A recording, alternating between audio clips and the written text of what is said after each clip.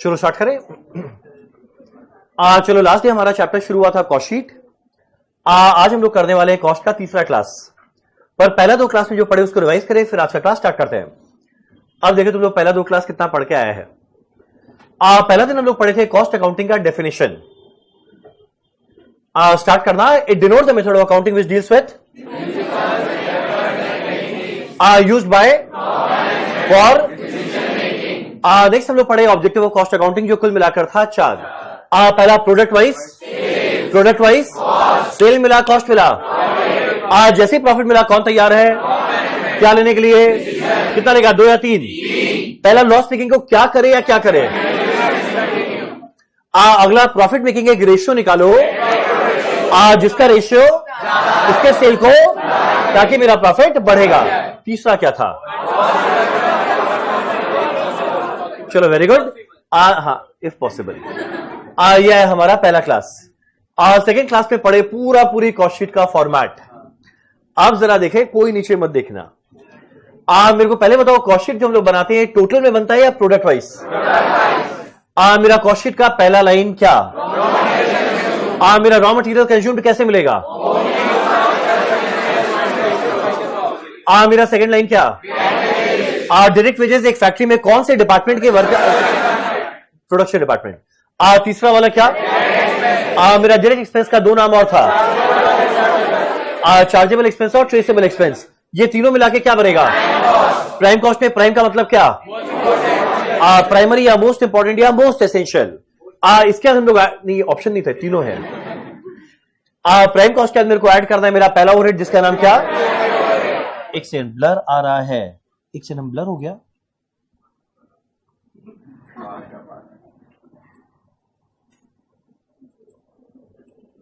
Blur हमको तो बड़ा अच्छा लग रहा है।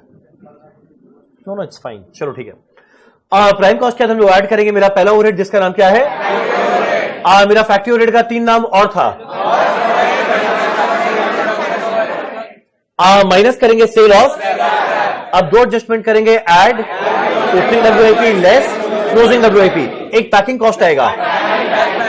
याद है सेकेंडरी वाला कहां जाएगा, सेलिंग एंड डिस्ट्रीब्यूशन। मेरा फैक्ट्री का काम हो गया, क्या आएगा, फैक्ट्री या फिर वर्क्स कॉस्ट। सेकेंड मेरे को चाहिए हेड ऑफिस का खर्चा। ये दोनों मिलाकर क्या बन जाएगा, क्या लगता है कॉस्ट ऑफ प्रोडक्शन में जो ऑफिस ओवरहेड आया ये लॉजिकल था या इलॉजिकल। कॉस्ट ऑफ प्रोडक्शन के बाद मेरे को करना है 2 एडजस्टमेंट ऐड करेंगे, ओपनिंग FG लेस करेंगे क्लोजिंग FG, क्या मेरे को मिलेगा, COGS। उसके बाद मेरे को ऐड करना है मेरा आखिरी ओवरहेड, मेरे को क्या मिलेगा, cost of sale, add profit क्या आने वाला है, सेल। अब पूरे कॉस्ट शीट को बनाने के दौरान हो सकता है हमारे क्वेश्चन में क्लोजिंग स्टॉक FG वैल्यू ना दे। अगर बाई चांस क्लोजिंग FG का वैल्यू नहीं दिया है तो घबराना मत। 2 स्टेप में काम करेंगे। पहला स्टेप में निकालेंगे कितना यूनिट बनाए। ये कैसे आने वाला, एक सिंपल सा इक्वेशन था, ओपनिंग में FG क्या, ऐड और कितना बनकर आया, माइनस क्लोजिंग में जो पड़ा रह गया बाकी बेच दिए। और याद है हम लोग का क्लोजिंग FG को कैलकुलेट करने के लिए 4 मेथड था।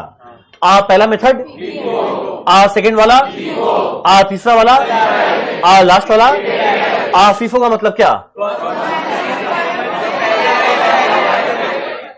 चलो ठीक, हम सोचा फंसा देंगे, नहीं फंसा। जो पहले आया वो पहले जाएगा, यानी बचेगा क्या, जो लास्ट में आया था। मेरा लिफो क्या है, जो लास्ट में आया वो पहले गया। सिंपल एवरेज बड़ा सिंपल है, दोनों रेट का सिंपल एवरेज निकालो और वेटेड एवरेज क्या है, सारे वैल्यू को जोड़ दो डिवाइडेड बाय सारी क्वांटिटी को जोड़ दो। यहां तक पढ़े थे लास्ट डे। स्टार्ट करते हैं आज का क्लास। एक सेकंड, लोग मेरे को क्यों बोल रहा है कि ब्लर हो रहा है, ब्लर कैसे हो रहा है, एक सेकंड।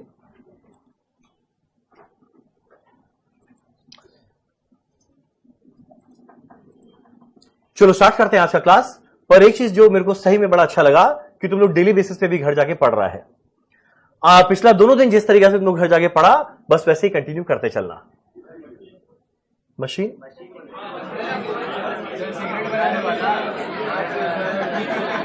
सिगरेट बनाने वाला मशीन आज हम लाना भूल गए, हम कल पक्का लेके आएगा। चलो एक काम करें, स्टार्ट करते हैं आज का क्लास।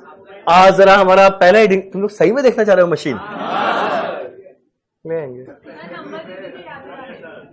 नंबर दे दीजिए याद दिलाने के लिए, नहीं हमको याद रहेगा। चलिए काम करते हैं, अगला हेडिंग लिखते हैं apportionment of joint cost amongst joint products. तुम लोग बचपन में रेशियो प्रोपोर्शन पढ़ा हुआ है? ये चैप्टर कैसा लगता है? ठीक ठाक, थर्ड क्लास। चलो, नहीं मेरे को कोई उतना कोई काम नहीं आएगा रेशियो प्रोपोर्शन का। एक बड़ा सिंपल रेशियो, एक नंबर देगा उसको 2:1 में बांट दो, बस ऐसा ही, इसके अलावा और कुछ नहीं चाहिए मेरे को। लिखना कि हम भी लिख रहे हैं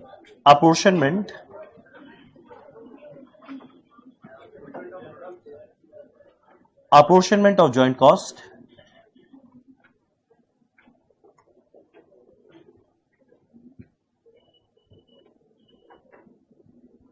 अमंग्स्ट जॉइंट प्रोडक्ट्स।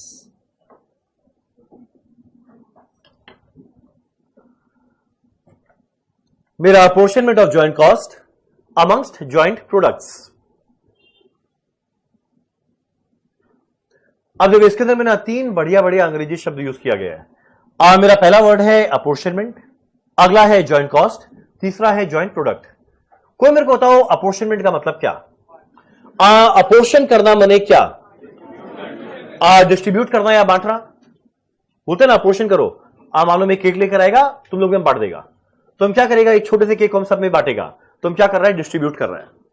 तो मेरा अपोर्शनमेंट का मतलब क्या होता है? डिस्ट्रीब्यूट करना। क्वेश्चन उठता है क्या चीज को करना है? जॉइंट कॉस्ट को। किसके बीच में करना है? जॉइंट प्रोडक्ट के बीच में। अब देखो इसका मतलब क्या? मान लो हमारा एक फैक्ट्री है जिसमें खाली एक ही प्रोडक्ट बनता है, वो बनता है सिगरेट, तो जीवन बड़ा आसान है। और मान लो एक फैक्ट्री के अंदर में एक ही प्रोडक्ट बनता है ना, तो फैक्ट्री में जितना भी खर्चा लगा वो खाली सिगरेट के लिए लगा है, तो जीवन में कोई झमेला नहीं। पता है झमेला कब होता है? जब एक फैक्ट्री के अंदर में एक नहीं, एक से ज्यादा प्रोडक्ट बनना स्टार्ट हो जाए। मान लो मेरा एक फैक्ट्री है जिसके अंदर में आशीर्वाद आटा भी बनाए, सनफीस्ट भी बनाए, बिंगो भी बनाए, यानी मेरा जितना भी खर्चा लग रहा है फैक्ट्री में वो किसी एक के लिए थोड़ी लग रहा है, वो तो तीनों के लिए लगा। और अगर तीनों के लिए लगा है, मेरे को करना क्या है? तीनों में बांटना है। क्वेश्चन उठता है तीनों में क्यों बांटना है? ताकि मेरे को तीनों का अलग अलग कॉस्ट पता चले। जब तक अलग अलग कॉस्ट पता नहीं चलेगा, प्रॉफिट ऐड करके अलग अलग सेलिंग प्राइस निकालेंगे कैसे? यानी कभी भी अगर एक फैक्ट्री के अंदर में एक से ज्यादा प्रोडक्ट बनता है, उसको बोलते हैं जॉइंट प्रोडक्ट। और वैसे फैक्ट्री में जितना भी खर्चा लगता है, वो कॉस्ट को बोलते हैं जॉइंट कॉस्ट।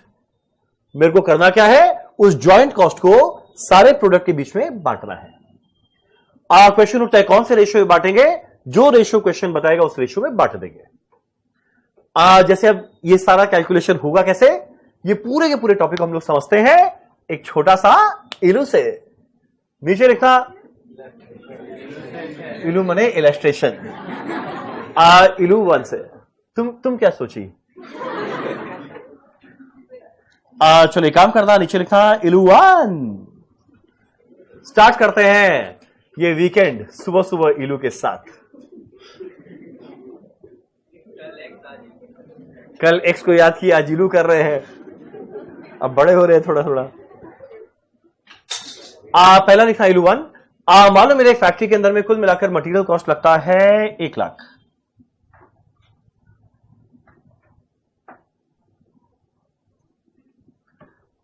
मान लो मेरे फैक्ट्री में कुल मिलाकर मटेरियल कॉस्ट लगता है 1 लाख, और ये फैक्ट्री में मान लो हम 2 चीज बना रहा है, एक प्रोडक्ट ए, एक बना रहे हैं प्रोडक्ट बी। मान लो एक पेन एक पेंसिल, ठीक।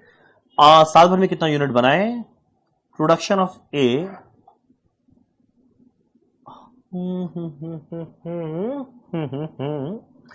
40,000 यूनिट,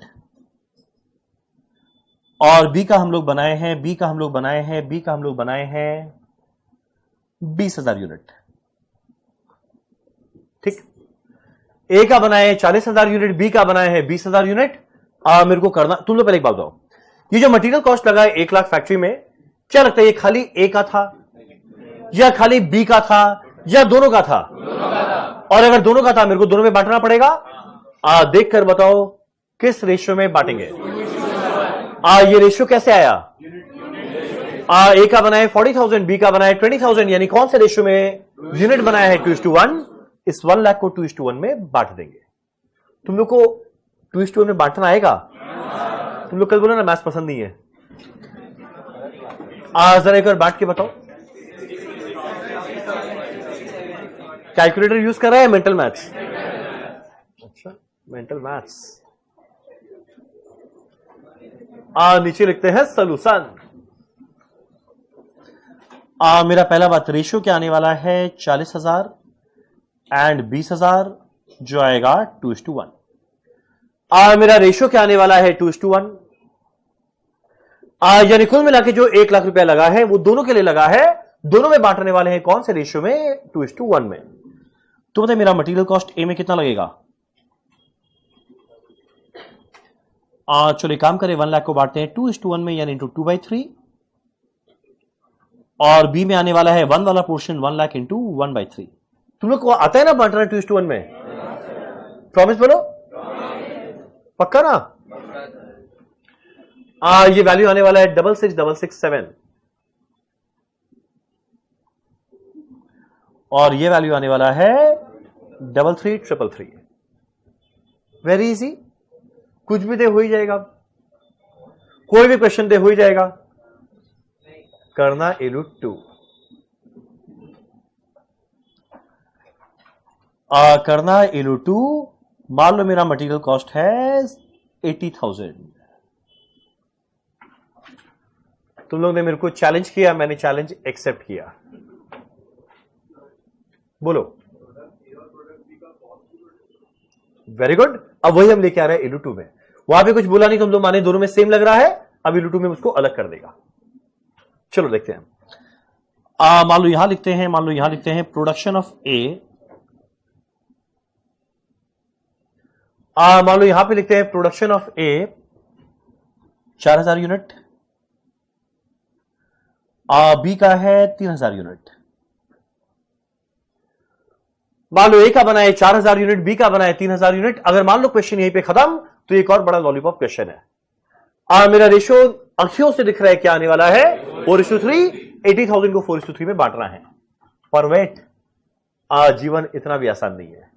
अगला लाइन लिखना, direct material per unit of A requires twice the material per unit of B. यानी मेरा हर एक यूनिट ऑफ ए को बनाने में मटेरियल लगता है ट्वाइस, जितना मेरा हर एक यूनिट ऑफ बी को बनाने में लगा है।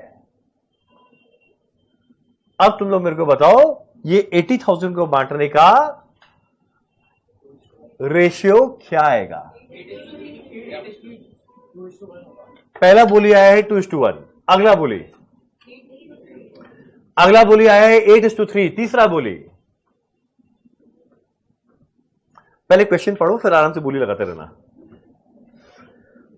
मेरा ए का 40,000 बनाए, सॉरी 4,000, बी का 3,000, वेरी इजी। पर आगे बोलता है हर एक ए को बनाने में ना मटेरियल डबल लगता है जितना हर एक बी को बनाने में लगे। अगला बोली आया है 2:3 का, अगला बोली आया है 2:1 का।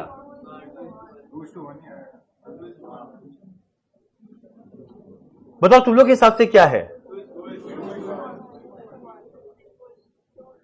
ध्यान देना, ये जो 80,000 लग रहा है, ये लग रहा है जितना टोटल में यूनिट बना है उस सब के लिए।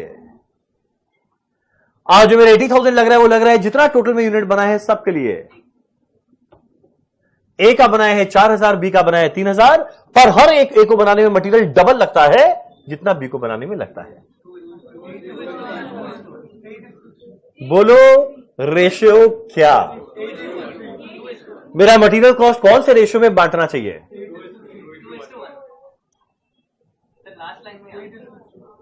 चलो हम बताए, आंसर बताए। आप बिना सस्पेंस क्रिएट किए बताए कि थोड़ा सस्पेंस बनाना है? थोड़ा सा सीधा आंसर। इसका राइट आंसर है 2:1 या 8:3 में कोई एक। देखो तो ज्यादा देर नहीं, बस 10 सेकेंड तो दो मेरे को। इसका राइट आंसर है आइदर 2:1 या 8:3 में कोई एक। कितने को लगता है 2:1? कितने को लगता है 8:3? तो बोला तो इतना कोई नहीं था जो हाथ उठा दिया। एक बार 8:3 वाले हाथ उठाओ। काफी लोग को लग रहा है। 2:1 वाले बस वापस लास्ट टाइम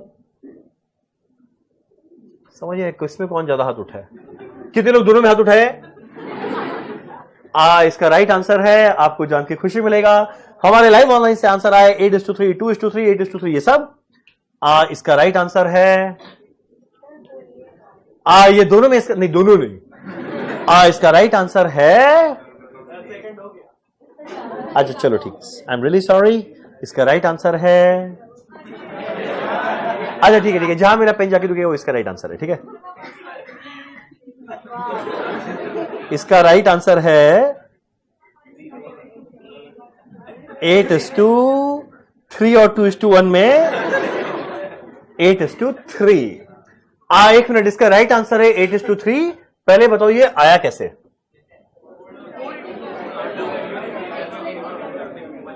एक्स ले ली, जरूरत नहीं था एक्स का, क्यों याद की?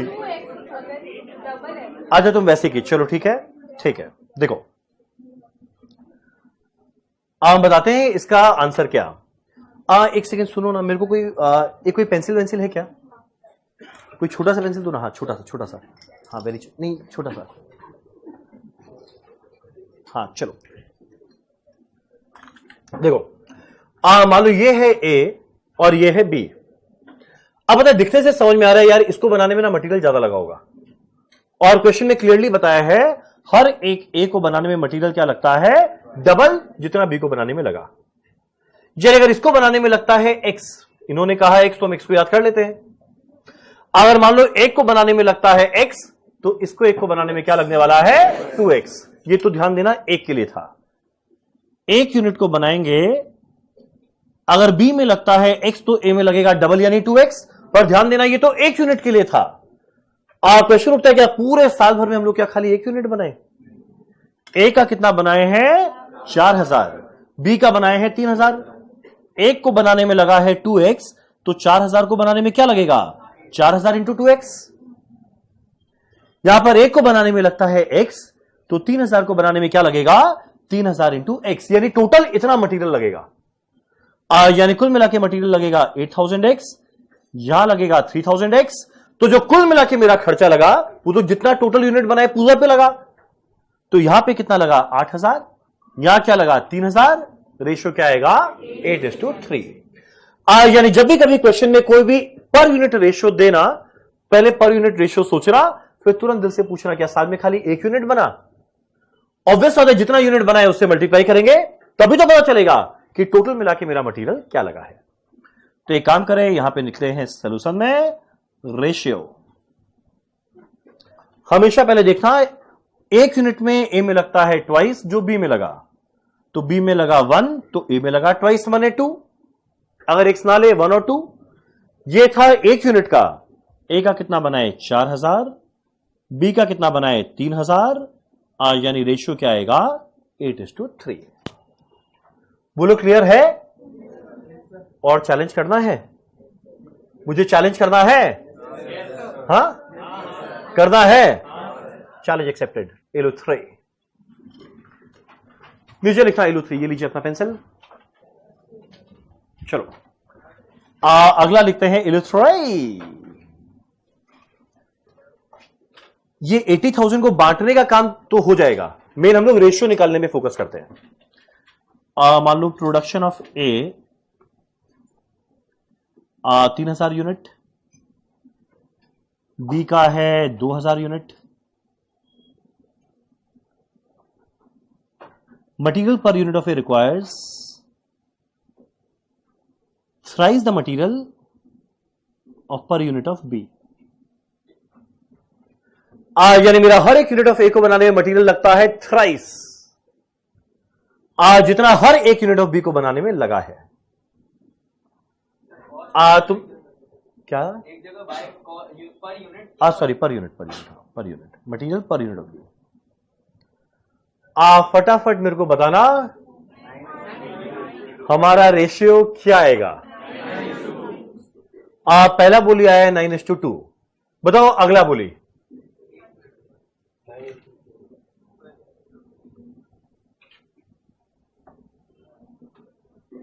पहले हमेशा एक यूनिट का रेशियो लिख दो, फिर यूनिट से मल्टीप्लाई कर दो। मेरे को क्या मिल जाएगा फाइनल रेशियो। हम बताएं इसका आंसर क्या आएगा।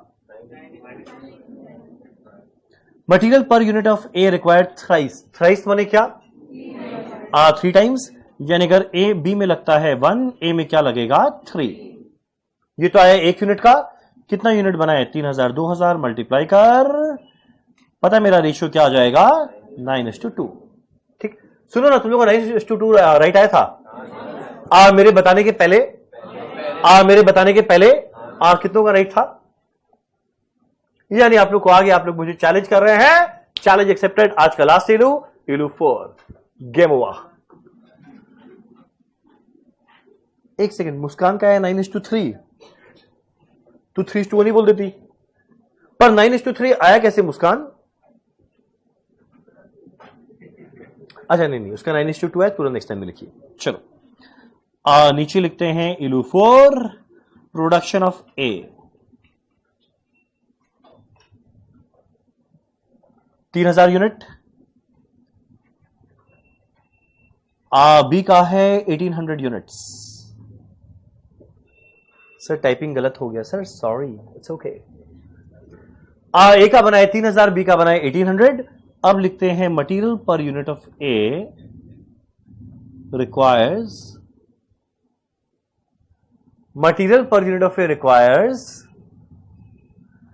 60% of material per unit of B.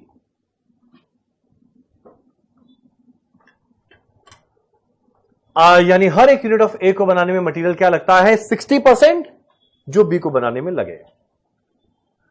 यानी अगर बी को बनाने में लगेगा 1, तो ए में लगेगा 1 का 60%, यह है 1 यूनिट का।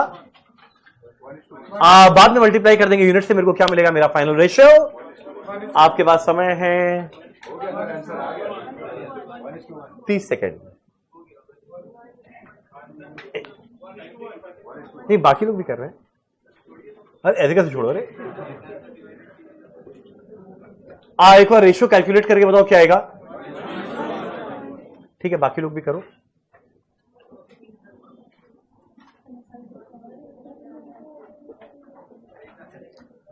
हमारे लाइव ऑनलाइन में आंसर आ रहा है 1:1, 1:1, 1:1। क्या लिखा हुआ है? Material per unit of A require 60% of per unit of B. यानी बी में अगर लगता है 1, ए में लगेगा 1 का 60%। मेरा 1 का 60% क्या होता है 0.6। ये ध्यान देना, ये आया मेरा 1 यूनिट का। कितने यूनिट है 3000, 1800, 3000 एंड 1800। एक बार ये कैलकुलेट करो, ये कितना आएगा 1800। ये कितना आएगा 1800। यानी मेरा रेशियो क्या बन जाएगा 1:1। सच्ची सच्ची बताना, ये तुम लोग का मेरे बताने के पहले राइट हुआ था? कितनों का हुआ था? यानी आपको सब कुछ आ गया है, आप लोग क्वेश्चन करने के लिए तैयार है। ट्राई करना क्वेश्चन नंबर 7। एक काम करना, क्वेश्चन 7 को लगाना 3 टिक। करते करते ना बीच में 2-3 क्वेश्चन को 2-3 टिक लगवाएगा, बस कुछ कारण है लगवाएगा, क्योंकि वो जो सेम क्वेश्चन है ना एग्जाम में कई बार आया हुआ है, तो ऐसे क्वेश्चन को 2-3 टिक लगवा देगा। प्लीज एक बार आना पेज नंबर 2.9, क्वेश्चन नंबर 7। हाँ लगाओ, 2-3 टिक लगा दो। किसी के क्वेश्चन में 50 टिक लगवाएगा।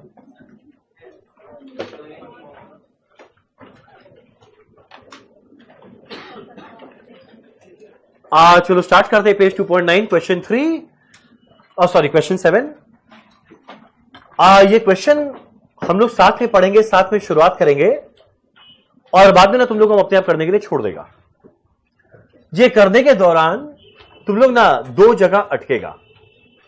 अगर बाई चांस किसी का दोनों राइट हो गया, तो आज उसको मिलने वाला है मेरी तरफ से एक स्पेशल इंसेंटिव 2000 का। 2000 का देंगे, 2000 रुपए का नोट। अब सॉरी 2000 का नोट नहीं, 500 का 4 नोट। ठीक, घबराना नहीं, आराम से करना। ठीक, चलो स्टार्ट करते हैं क्वेश्चन नंबर 7, हमारा आज का पहला क्वेश्चन। सर ऑनलाइन वालों का क्या मिलेगा? तुम लोग ही मिलेगा। ऑनलाइन वालों के लिए क्या करें? हमको बड़ा वो लगता है, ब्लेसिंग से वैसे तो बड़ा क्या है, उनको ब्लेसिंग्स तो दे देंगे। चलो क्या लिखा हुआ है? Messrs Shaw and company manufacture करता है दो तरह का पेन, ए एंड बी। यानी मेरे फैक्ट्री में दो तरह का पेन बन रहा है, एक ए एक बी। मेरा production cost for year ending 31 March were as under, material लगा है इतना, लेबर लगा है इतना, ओवरहेड लगा है इतना। पहले एक बात बताओ, मेरा ये जो तीनों खर्चा लगा ये खाली ए का है या खाली बी का है या दोनों का है? यानी मेरे को सारे कॉस्ट को ए और बी के बीच में बांटना पड़ेगा। बांटने के लिए चाहिए मेरे को रेशियो, वो कहां मिलेगा आपको? अगले पेज में। जरा पेज टर्न करना, पलट देखो। पहला लाइन में लिखा हुआ it is ascertain that cost per unit ratios are as under. ध्यान दो, वर्ड है कॉस्ट पर यूनिट। यानी नीचे में जितना भी रेशियो दिया हुआ है वो सारा का सारा रेशियो दिया हुआ है पर यूनिट, एक यूनिट का। तो जब भी कभी एक यूनिट का रेशियो देता था यूनिट से मल्टीप्लाई करते थे। पहला देखते हैं मटेरियल का। Direct material in A consist twice as much as that in type B. यानी हर एक यूनिट ऑफ ए को बनाने में मटेरियल लगेगा ट्वाइस जितना बी में लगा। तो मान लो बी में लगता है 1, तो ए में क्या लगेगा 2। पर एक बात बताओ, ये रेशियो टोटल का है या एक यूनिट का है? तो मेरे को अगला चाहिए कितना यूनिट बनाया गया। जरा देखो तो नीचे में कहीं प्रोडक्शन दिख रहा है, कितना यूनिट प्रोड्यूस किया? कौन सा पॉइंट नंबर है? Point number F. एफ में देखो ए का बना है 40,000, बी का बना है 1,20,000। तो भाई एक के लिए है इतना इतना, तो 40,000 के लिए क्या होगा, 1,20,000 के लिए क्या होगा, मेरे को मिल जाएगा। मटेरियल कॉस्ट को उस रेशियो में बांट देंगे। सिमिलरली मेरा वेजेस का भी एक रेशियो दिया हुआ है। सिमिलरली मेरा प्रोडक्शन ओवरहेड का भी दिया हुआ है, एडमिन ओवरहेड का भी दिया हुआ है, सेलिंग ओवरहेड का भी दिया हुआ है। यानी पूरा कॉस्ट शीट बनेगा सारे कॉस्ट को दोनों में बांटते हुए। आया समझ में? करना क्या है, चलो बस खाली पहला लाइन हम लिखते हैं साथ में, फिर आपको खुला छोड़ते हैं। स्टार्ट करते हैं आज का पहला क्वेश्चन, क्वेश्चन नंबर 7।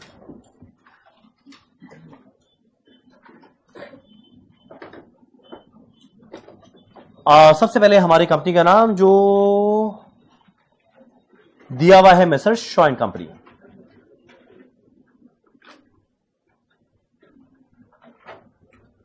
मेरे को बनाना क्या है, कॉस्ट शीट ए का, बी का और टोटल। तो कुछ ऐसा बनाते हैं, cost sheet of product A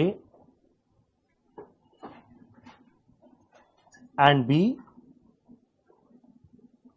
for year ending 31 March 15।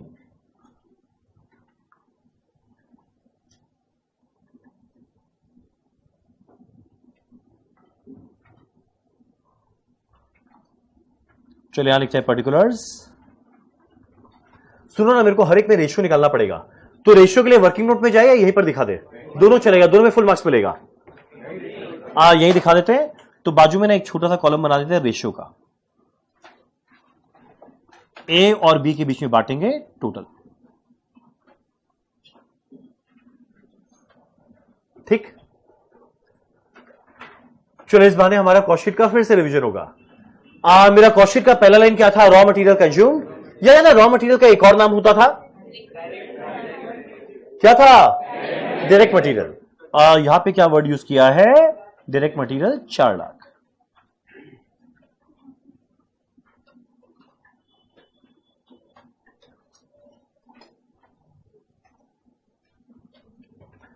मेरा डायरेक्ट मटेरियल टोटल में दिया हुआ है 4 लाख। आज जो मेरे को क्या करना है, ए और बी के बीच में बांटना है। बांटने के लिए चाहिए एक रेशियो दिया हुआ है नेक्स्ट पेज में। क्या दिया हुआ है, मटेरियल इन ए कितना लगने वाला है, ट्वाइस जो लगेगा बी में। तो मान लो बी में लगता है 1, ए में लगेगा 2। आया यहां तक? और ध्यान देना, ये जो मेरा रेशियो था ये कितने यूनिट के लिए दिया हुआ है, पर यूनिट, यानी 1 यूनिट का। तो जब भी कभी 1 यूनिट का रेशियो दे, हम लोग हमेशा मल्टीप्लाई करेंगे कितना यूनिट बनाए। ए का कितना बनाए 40,000, बी का बनाए 1,20,000।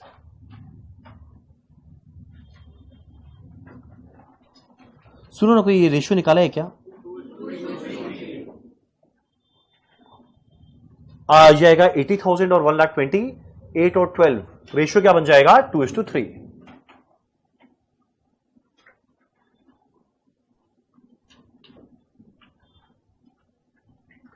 बाद में 4 लाख रुपए को जरा 2:3 के रेशियो में बांट के बताओ कितना कितना आएगा। मेरा 4 लाख को बांटेंगे 2:3 के रेशियो में, कितना आने वाला है 1,60,000 एंड 2,40,000। तुम लोगों को बांटना आता है ना, चलो ये आएगा 1,60,000 एंड 2,40,000। चलो डायरेक्ट मटेरियल डन। मेरा डायरेक्ट मटेरियल के बाद मेरा सेकंड लाइन कौन सा आने वाला है, डायरेक्ट वेजेस। चलो अगला लिखते हैं डायरेक्ट वेजेस। चलो अगला लिखते हैं डायरेक्ट वेजेस। डायरेक्ट वेजेस का टोटल कितना जरा देखो क्वेश्चन में दिया हुआ है। कितना दिया हुआ है 224।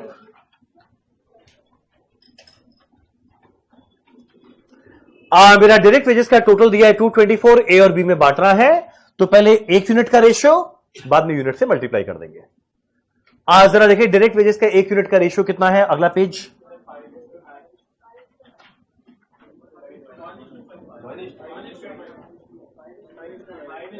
अब बी को हमको ऐसे याद नहीं, हमको देखना पड़ेगा, देखते हैं क्या लिखा हुआ है। Direct wages for type B were 60% of A. यानी मेरा बी में कितना वेजेस लगने वाला है 60% जो ए में लगेगा।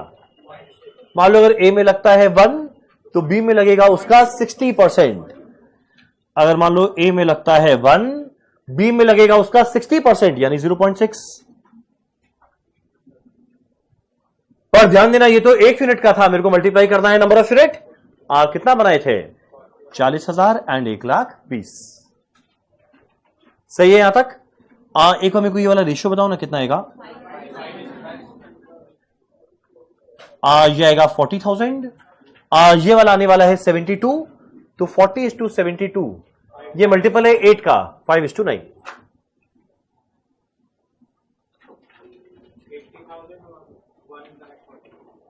एक मिनट तुम लोग को आया ना यहां तक समझ में। मेरे को क्या करना है 2,24,000 को बांटना है 5:9 में। तो क्या करेंगे 2,24,000 इंटू 5/14 और दूसरे वाले में क्या करेंगे 9/14। ठीक। एक बताओ ना कितना कितना आया 80,000 और 1,44,000।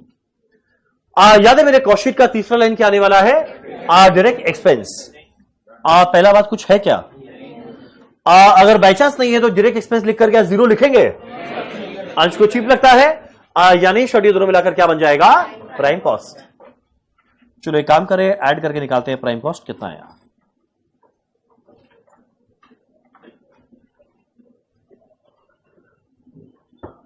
ऐड करके निकालते हैं प्राइम कॉस्ट कितना आया। आई थिंक प्राइम कॉस्ट आने वाला है 160 और 80 मिलाकर 2,40,000। मेरा 2,40,000 और 144 मिलाकर आएगा 384 और शायद लास्ट वाला आने वाला है 624। बोलो आया ना यहां तक। प्राइम कॉस्ट तक पहुंच गए। प्राइम कॉस्ट के बाद मेरे को ऐड करना है मेरा पहला ओवरहेड जिसका नाम क्या है यानी फैक्ट्री ओवरहेड का 3 नाम और works overhead, production overhead, manufacturing overhead. देखो यहां पे क्या वर्ड यूज किया है यहां पे वर्ड यूज किया है प्रोडक्शन ओवरहेड 96,000। चलो भाई लिखते हैं प्रोडक्शन ओवरहेड 96,000। ओवरहेड को हम लोग चाहे ना ऐसे लिख सकते हैं, ये एक स्टैंडर्ड एब्रिविएशन है ओवरहेड को लिखने का, एग्जाम में ये यूज कर सकते हैं। ठीक। मेरा प्रोडक्शन ओवरहेड का टोटल कितना दिया हुआ है क्वेश्चन में 96,000। चलो लिखते हैं 96। यहां पे निकालना है रेशियो। रेशियो बताओ 1:1 है या 1:3 है। जरा पढ़े क्या लिखा हुआ है नीचे पॉइंट नंबर सी में। Production overhead was the same पर पेन। पर पेन दोनों में लगेगा सेम, पर पेन दोनों में लगेगा सेम। अगर ए में लगता है 1 तो बी में भी पर पेन क्या लगेगा 1। पर ध्यान देना पर पेन हर एक पेन का। अगर ए में लगेगा 1 बी में भी लगेगा 1 पर ये लिखा हुआ है पर पेन यानी पर यूनिट। पर मेरे को तो मल्टीप्लाई करना पड़ेगा नंबर ऑफ यूनिट जो कितना दिया हुआ है 40 और 120।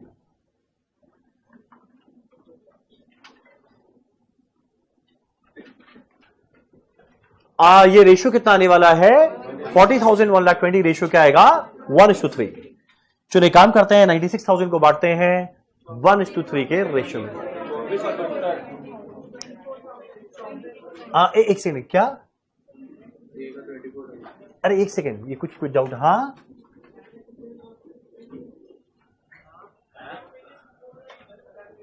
हम डायरेक्ट वेजेस को गलत कैलकुलेट किए हैं क्या? क्या बताया मेरे को?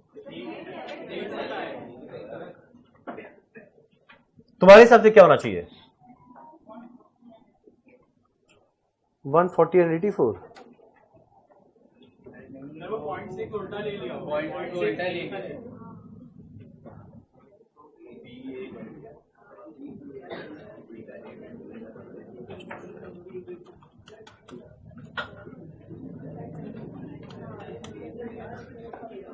मेरा तो सही है। तुम एक बार रेशियो चेक करो। 5:9 आया था।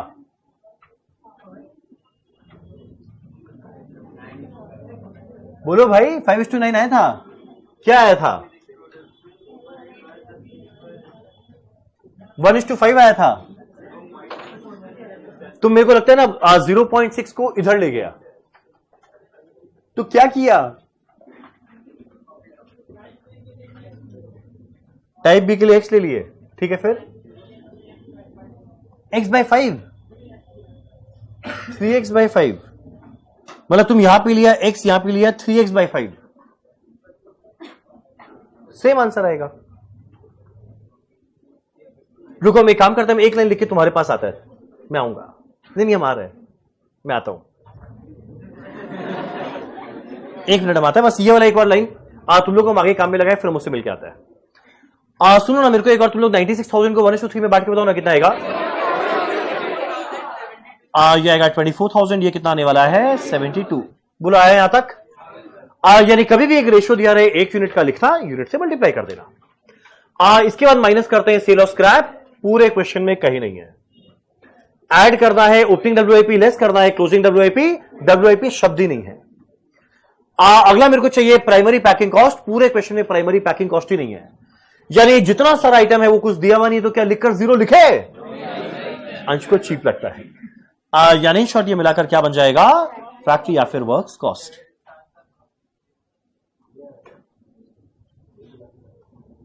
ये शायद आने वाला है 264, और ये शायद आने वाला है 456, ये शायद आने वाला है 7,20,000।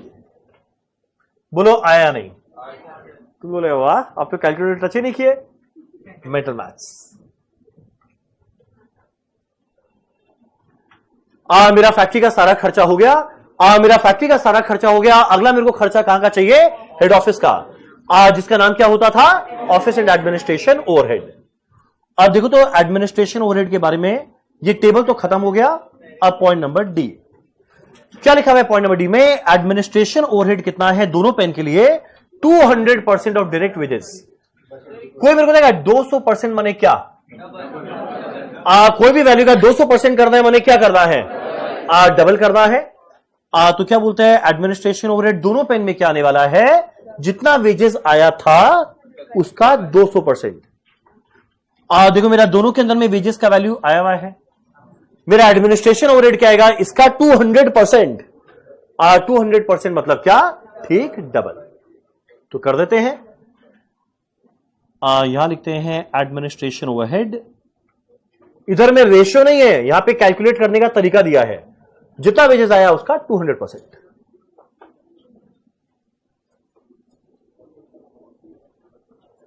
मेरा जितना वेजेस आया हुआ है इसका 200%। एक बार कैलकुलेट करें, ठीक डबल करके क्या आने वाला है? 1,62,00,000। क्या बात है, क्या बात है, फिर से बोलो। 1,62,00,000। क्या बात है। जैसे ये वैल्यू आया मेरे को ऐड करते क्या मिलने वाला है? Cost of production. चलो एक काम करें, कॉस्ट ऑफ प्रोडक्शन निकाले, कितना आएगा? 4,24,7,40।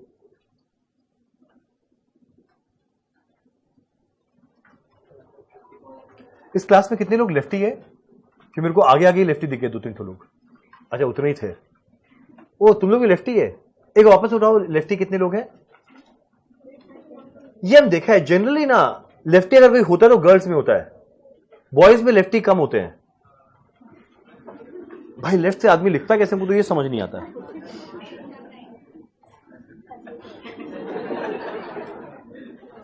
ओरिजिनल से बेटर है। ये बोल रहे हैं मेरा ओरिजिनल हैंडराइटिंग से बेटर है। तो ये किस स्टेज ऑफ लाइफ में डिसाइड होता है हमको लेफ्टी बनना है? कि एक्चुअली मेन प्रॉब्लम है ना, जो मेरी डॉटर है वो भी लेफ्टी है और उसको कैसे हम पढ़ाए हमको समझ नहीं आता है, तो उसका हैंडराइटिंग भी और बिगाड़ दे रहा है, तो हमको थोड़ा टेंशन हो गया है। चलो ये है 424, ये आने वाला है 744, ये आने वाला है 11,68,000। बोलो आया आया, अब आएगा मजा। बताओ कॉस्ट ऑफ प्रोडक्शन के बाद मेरे को क्या करना है? सीधा सेलिंग एंड डिस्ट्रीब्यूशन, ऐड करेंगे ओपनिंग एफजी, लेस करेंगे क्लोजिंग एफजी। भाई ओपनिंग एफजी तो हमको नजर में नहीं आता है, क्लोजिंग एफजी नजर में आता है या नहीं आता है वो तुम लोग क्वेश्चन को देखकर बताओ। क्या क्लोजिंग एफजी कहीं क्वेश्चन में नजर में आ रहा है या नहीं आ रहा है? आ रहा है या नहीं आ रहा है? हम बोले थे दो जगह मिस्टेक होगा, जरा देखते हैं पहला जगह मिस्टेक हो रहा है या नहीं। क्लोजिंग एफजी नजर में आया या नहीं आया? आया है, आया है। सोच के बोलो, समझ के बोलो, देख के बोलो, होश में बोलो। कहां नजर आया?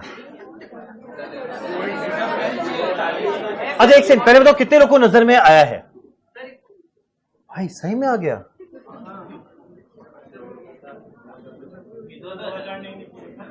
नहीं एक पे 2000 नहीं, दोनों राइट आंसर है, वे 2000 है। एक बार वापस बताओ कितने लोगों को नजर में आया?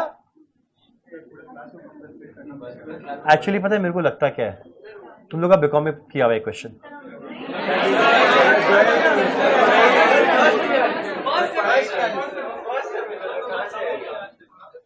अच्छा ठीक है, कहां पर नजर में आया ये बताओ। पॉइंट नंबर एफ में देखो, ए का बनाया गया है 40,000, जिसमें बेचे हैं 36,000। तो भाई 40 में 36 बेचे तो बाकी 4,000 जो बना नहीं बिका कहां रह गया? क्लोजिंग स्टॉक में। यानी क्लोजिंग स्टॉक कितना है? 4,000 यूनिट।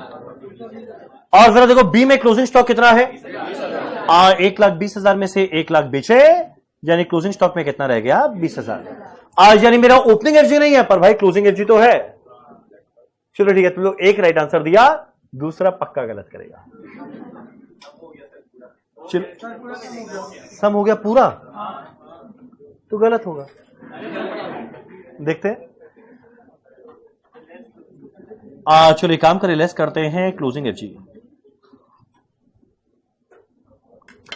मेरा अगला क्वेश्चन उठता है, क्लोजिंग एफजी का वैल्यू दिया नहीं है, वो तो मेरे को निकालना पड़ेगा। और निकालने के लिए 4 मेथड था, पर घबराओ मत, यहां पे कोई मेथड नहीं लगेगा। पता है पिछले दिन 2 मेथड, वो 4 मेथड क्यों लगा? क्योंकि 2 तरह का स्टॉक था, एक ओपनिंग स्टॉक था, एक करंट ईयर का प्रोडक्शन था। और जरा देखो ये वाले क्वेश्चन में ओपनिंग स्टॉक है ही नहीं, यानी जो भी क्लोजिंग स्टॉक बचा है वो कहां से बचा है? इस साल के प्रोडक्शन से बचा है। यानी इसका वैल्यू निकालना तो बड़ा आसान है। कैसे मिलेगा? हम ए का निकालते हैं। देखो प्रोडक्शन करने के लिए कॉस्ट लगा है 4,24,000। मेरा ए में प्रोडक्शन करने का कॉस्ट लगा है 424, इससे कितना यूनिट बनाए थे? 40,000। यानी मेरा इतना खर्चा लगा है 40,000 पेन को बनाने का। और मेरा इतना खर्चा लगा है 40,000 पेन को बनाने का, तो एक पेन का मिल गया। क्लोजिंग स्टॉक कितना है? 4,000, तो उसका वैल्यू क्या आएगा? तुम लोग समझा नहीं क्या किया? Last day LIFO, FIFO, simple average, weighted average सब था, क्योंकि 2 तरह का स्टॉक था। कुछ था ओपनिंग में, कुछ था करंट ईयर में। तो जानना था पहले क्या बेचे, बाद में क्या बेचे, एवरेज निकालना। यहां तो एक ही स्टॉक है जो इस साल बनाए हैं। जब मेरा ओपनिंग स्टॉक एग्जिस्ट ही नहीं करता तो फीफो लीफो का सवाल ही नहीं उठता। तो यहां पे सीधा सीधा निकाले, ये खर्चा लगा है 40,000 के लिए, क्लोजिंग स्टॉक रह गया 4,000, उसका वैल्यू क्या? सुनो ना एक बार, कोई कैलकुलेट जरूरत नहीं, मैं खुद कर लूंगा। मैं खुद कर लूंगा भाई। ये शायद आने वाला है 42,400। तुम लोग एक बार एग्जैक्ट ऐसे कैलकुलेशन करना, बी में क्लोजिंग एफजी कितना आएगा? 1 लाख 1 लाख 1,24,000। ये इंग्लिश क्यों बोल रहा है? 1,24,000।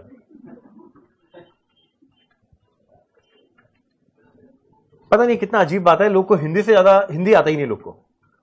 इस क्लास में कोई भी ऐसा नहीं होगा जो लगातार 2 मिनट हिंदी में पूरा का पूरा वार्तालाप कर सके। कोई ना कोई बीच में एक शब्द जरूर प्रयोग हो जाएगा। लगातार 1 मिनट हिंदी बोलना अभी हम बोलने थे इम्पॉसिबल। ये एक टेंडेंसी है कि समहाउ इंग्लिश बन जाता है। A to Z क्लास में बैठे हर एक जन को आता है। क से ग अगर किसी को आता है हम अभी उसको देगा 5,000। क से ग एक लाइन आता है सर, एक लाइन नहीं पूरा। एक लाइन में 200। क से ग आता है, आना ही चाहिए, मातृभाषा आना चाहिए, उसमें क्या बात है, आना ही चाहिए। सही में आता है तुम लोग को? नहीं, वो मेरे को भी आता है, ऐसा कोई बात नहीं। क ख ग घ ढ च छ ज झ ण ट ट ढ ढ ण। ठीक है, वो 1-2 ऐसे होता है। एक काम करो, बी का कैलकुलेट करना। मेरा लगा है 7,44,000। क्वेश्चन उठता है कितने यूनिट को बनाने के लिए लगा है? 1,20,000। क्लोजिंग स्टॉक रह गया था 20,000, उसका वैल्यू क्या? इसको डिवाइड करेंगे 1,20,000 से। मेरा क्लोजिंग स्टॉक है 20,000। इसका वैल्यू मेरे को मिल जाएगा। एक बार कैलकुलेट करके बताओ ना कितना आएगा? जाएगा 1,24,000। 166,400। चलो डन। ये मेरे को मिलने वाला है cost of goods sold. Clear है यहां तक? ठीक है यहां तक? एक बार माइनस करके बताओ ना कितना कितना आएगा? 381,600, 6,20,000 और 10 लाख और कुल 10। सही लिखे हम? यहां तक सही है? सीओजीएस के बाद मेरे को ऐड करना है मेरा आखिरी ओवरहेड, जिसका नाम है सेलिंग एंड डिस्ट्रीब्यूशन ओवरहेड। हमारे क्वेश्चन में word selling and distribution overhead नहीं, सेलिंग कॉस्ट बोला है। बात एक ही है, ओवरहेड भी खर्चा है, सेलिंग कॉस्ट भी खर्चा है। क्या चीज के लिए? सेल करने के लिए। जरा देखो सेलिंग कॉस्ट कितना दिया हुआ है। अब एक मिनट चुप, एकदम चुप। सेलिंग कॉस्ट दिया हुआ है 50 पैसा पर पेन। मेरा सेलिंग ओवरहेड दिया हुआ है 50 पैसा पर पेन। हर पेन में मेरा लगने वाला है 50 पैसा। तो भाई जितना जितना पेन बनाए इंटू 50 पैसा। एक मिनट, लड़ाई नहीं करना है। जितना जितना पेन बनाए इंटू 50 पैसा। तो 40,000 से मल्टीप्लाई होगा या 36,000 से होगा? ऑप्शन 1 या 2? 1 या 2? कितने लोगों को मेरे बोलने के पहले पता था? सुनो, हम 100% श्योर तुम लोग बीकॉम में किया हुआ है। अच्छा एक मिनट, तुम लोग के हिसाब से मेरे लिए ये प्रैक्टिकली पॉसिबल? हम हर एक जन को 2,000 रुपया दे, या हम एक काम करते हैं, हम 2,000 देते, तुम लोग बांट लेना। अराउंड 300-350 लोग हैं, तो 3-4 रुपये। चलो ठीक है, हम देखते हैं कहीं।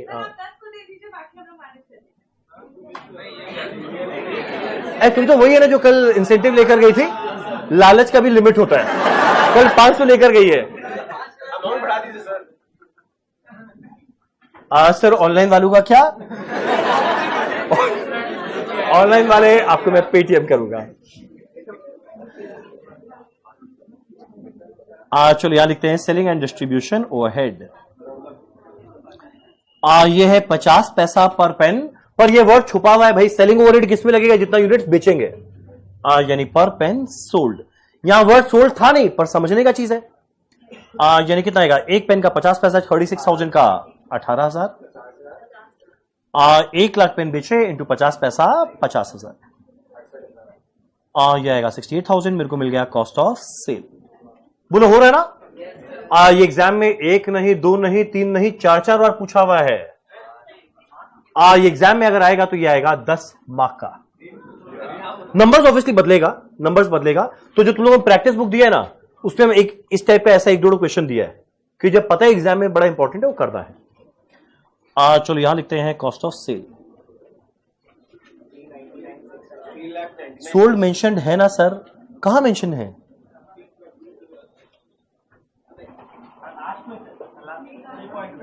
ओ हाँ, ये तो ऑब्वियसली मेंशन है कितना बेचे। ये शायद आएगा 399,600, ये शायद आएगा 6,70,000, 10,69,600। क्लियर है? एट प्रॉफिट क्या मिलने वाला है? सेल। हमारे क्वेश्चन में अगर प्रॉफिट देगा तो सेल मिल जाएगा, ये अगर सेल वैल्यू दिया तो प्रॉफिट मिल जाएगा। यहां पे सेलिंग प्राइस दिया तो मेरे को मिलेगा cell. Profit balancing figure.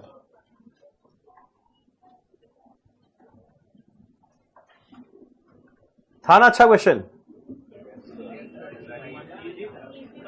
Easy था? इजी तो नहीं था। नहीं आप 2000 बोले तो अगर इजी था, तुम लोग को इजी लगा तो इंसेंटिव किस बात का? मैंने अगर हम 2000 दिए तुम लोग बोले हार्ड क्वेश्चन है, यानी पैसे में तुम लोग का ईमान दिखता है। चलो सेल वैल्यू। देखो मेरे क्वेश्चन के लास्ट लाइन में सेलिंग प्राइस दिया हुआ है, ए का 14 रुपीज है, बी का 10 है, तो भाई सेल वैल्यू कितना मिलेगा? ए का 36,000 बेचे @14, बी का 1 लाख बेचे @10। चलो भैया लिखे कितना आने वाला है? 36,000 इंटू 14, 1 लाख इंटू 10।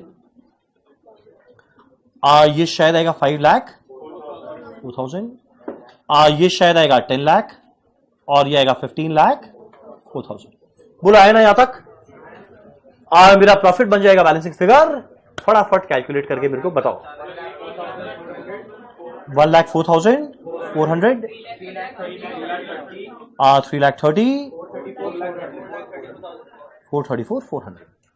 जो लोग भी मेरे से पहले खत्म कर लिए थे वो लोग का ये आया था क्या प्रॉफिट? मतलब तुम लोग बढ़िया लोग आए हैं। चलो डन। हाँ बोलो। तुम्हारा सबसे पहले हुआ, प्रूफ करो।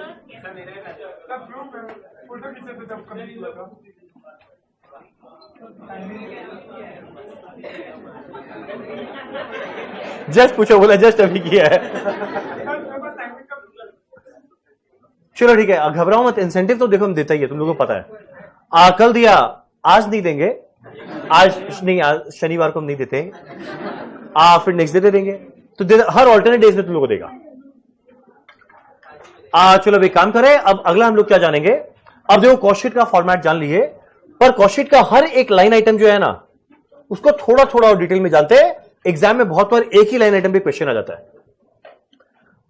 अब हम लोग आज जानेंगे पहला 3 लाइन आइटम, फिर करेंगे question.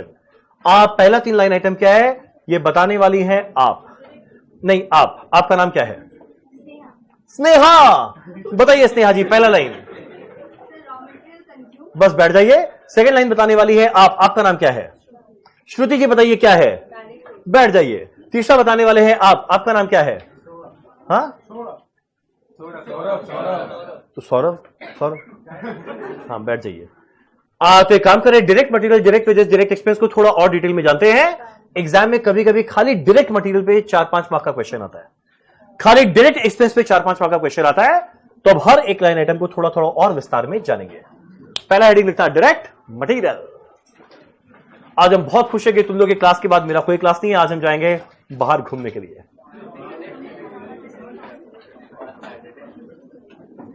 Cost of sale sir B का गलत है। भाई हर बार हम ही गलत करते हैं क्या? वहां बोलता है वो गलत है, आप गलत। 620 + 50 मिला के 670 आ रहा है, एकदम क्लियर कट नजर में आ रहा है, बिल्कुल गलत नहीं है। तुम एक चेक करो अपना कैलकुलेशन। अच्छा ये 1 लग रहा है, 6,70,000। आई एम रियली सॉरी अगर तुमको ये लगा तो। चलो एक काम करें, पहला लिखते हैं डायरेक्ट मटेरियल।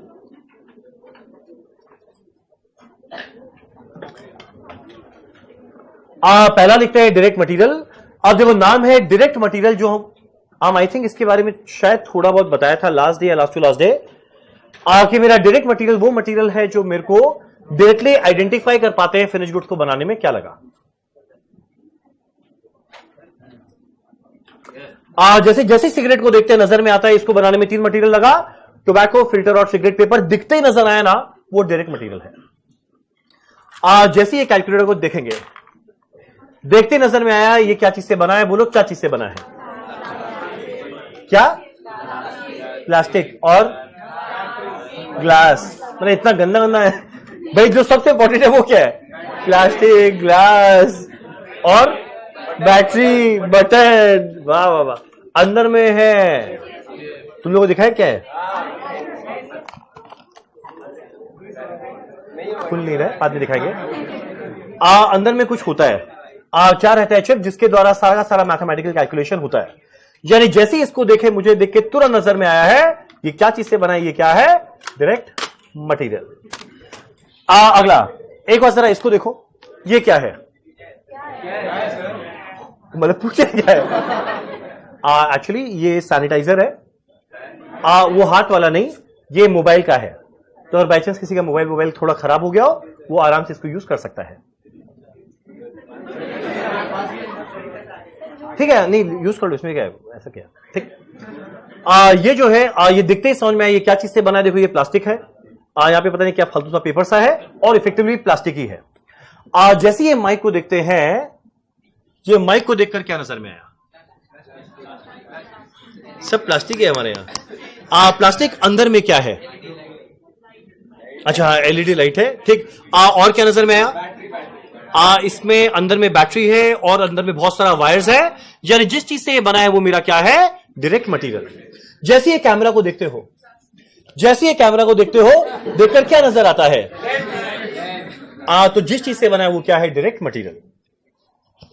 तुम लोग ध्यान दिया, पूरे क्लास में सीसीटीवी है, और एक बड़ा वियर्ड जगह सीसीटीवी है यहां पे। और पता है ये इसका कनेक्शन किसके पास है? मेरे पास नहीं, मेरी वाइफ के पास। उसको जब मेरा याद आता है वो सीसीटीवी ऑन करके मेरे को दिखती है।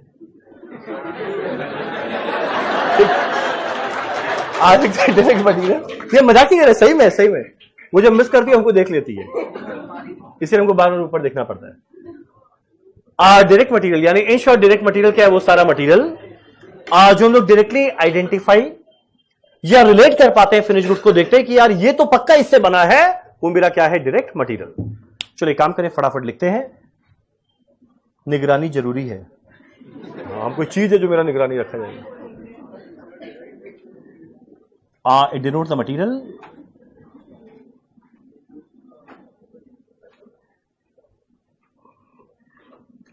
I denote the material which can be directly identified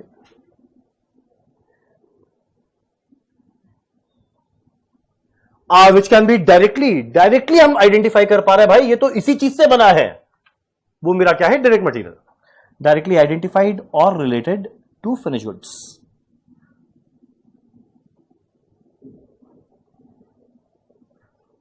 exam में इस लाइन पे कुछ नंबर नहीं आता, अगला लाइन जो बोलने वाला है उस पे 5 नंबर आता है। इट इंक्लूड्स, और ये तुम लोग का फाउंडेशन में पढ़ा हुआ है जो हम वापस से रिपीट करेंगे। अब देखो मेरा रॉ मटेरियल कंज्यूम्ड है। रॉ मटेरियल कंज्यूम्ड होता क्या तुम लोग सबको? अरे भाई क्या कर रहे हैं? हाँ तो मेरा लाइट थोड़ी बंद कर देगा। एक मिनट देखो, जिस स्विच के ऊपर में 1 लिखा हुआ है वो बंद कर दो। Very good. इट इंक्लूड्स, अब देखो मेरा रॉ मटेरियल कंज्यूम्ड होता है ओपनिंग रॉ मटेरियल, ऐड करते हैं परचेज, माइनस करते हैं क्लोजिंग रॉ मटेरियल। और मेरा क्वेश्चन उठता है परचेज के वैल्यू में क्या क्या आता है। मान लो मेरे को टोबैको परचेज करना है, तो जो टोबैको का परचेज वैल्यू है वो तो आएगा, और उसको सप्लायर के गेट से मेरे गेट तक पहुंचाने तक का जितना खर्चा है वो भी आएगा। तुम लोग का ऐसा कुछ सुना हुआ है? हम बताएं कहां सुना हुआ है? कंसाइनमेंट में, या शायद जॉइंट वेंचर में भी ये सब होता है। वो था ही नहीं। ये मेरा कंसाइनमेंट में सुना हुआ होगा। जब भी कोई परचेज का वैल्यू लिखेंगे उसमें क्या आएगा? जो खरीदने का कॉस्ट है वो तो आएगा, अगला सप्लायर के गेट से मेरे गेट तक पहुंचाने में जितना भी खर्चा लगा है वो सब भी आएगा। क्वेश्चन उठता है सप्लायर के गेट से मेरे गेट तक पहुंचाने में खर्चा क्या लगेगा? एग्जाम में ये आता है 5 मार्क का। हम बताते हैं क्या। सुनो एक सेकंड, मेरा ब्यूटीफुल फैक्ट्री का है। हाँ दिख गया। क्यों? पुराना मैंने देखो हो गया ना साफ।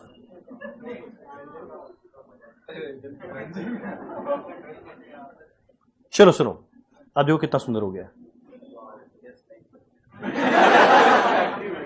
ठीक है ना। अब सुनो, रंजन स्टोर्स डिपार्टमेंट का हेड, ये ऐड करना जरूरी था रंजन गांव वाला। जो हमारा टोबैको का सप्लायर है वो कौन है? आप बने थे, आपका नाम था अमन, ओ सॉरी रोनित। हाँ ये हमारा रोनित। ये पता है रोनित का क्या है? घर नहीं, वेयरहाउस। रोनित किसी का नजर है तुम्हारे घर पर? ये मान लो रोनित का वेयरहाउस है। मेरे को अब मेरे यहां पे क्या हो रहा है? जो प्रोडक्शन डिपार्टमेंट वाला है फटाफट प्रोडक्शन कर रहा है।